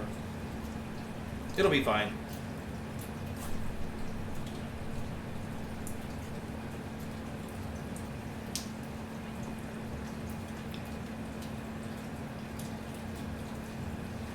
can smell the lemon and the lavender in it for sure. It's this will be an interesting beer to try out for sure. I can't wait till it gets done fermenting and give it a shot. I tell you what, it smells absolutely amazing, for sure. It smells really good.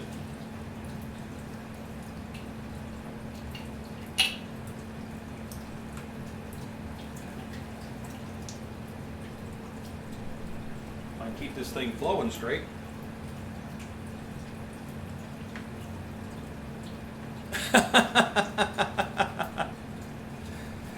You didn't miss a lot, Jeff. I mean, I don't remember when you left, but you didn't miss a ton. I'll leave it out there online. I was debating whether or not to actually leave it out there and have it where people could rewatch it or not, because I was going to do the video with the review and everything, but I'll leave it out there. It was too much fun today, so I'll leave it up. But I'll do the full review video with live tasting notes. That actually sounds good. We can do that for sure. I got a buddy of mine that has already agreed to come over and do tasting notes with me. He doesn't care about live, I'm sure, but do some tasting notes with me, so that because he's a Saison drinker. He likes Saisons quite a bit. So I told him, I said, well, you got to come over and review this with me to let me know whether I did a good job or not, or whether it's a good kit or not, because he's an experienced Saison drinker and I am not. So yes, you do need smell-o-vision. I said that earlier, definitely need smell-o-vision. You need to contact YouTube about that.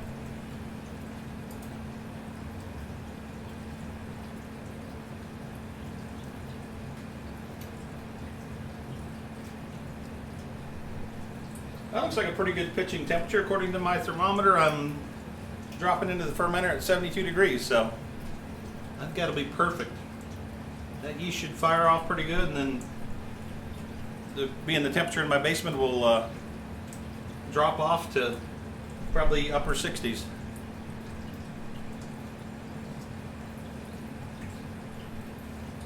Trent, appreciate you stopping by, buddy. Have a good night. Enjoy your weekend. God bless to you.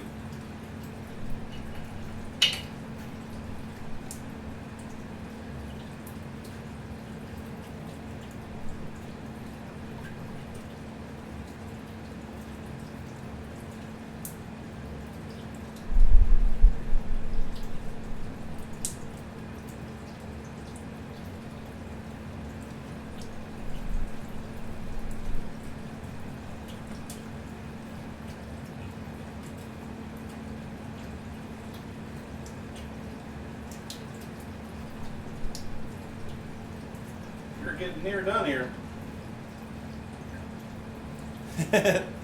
Hasta la vista.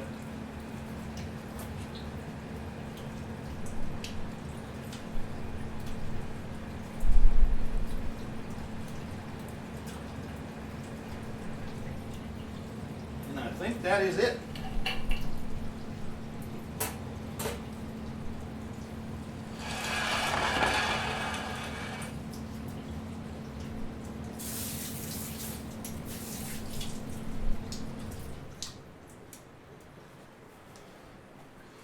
Well, guys, I'm not going to bore you with all the cleanup and everything, so I really appreciate everybody hanging out.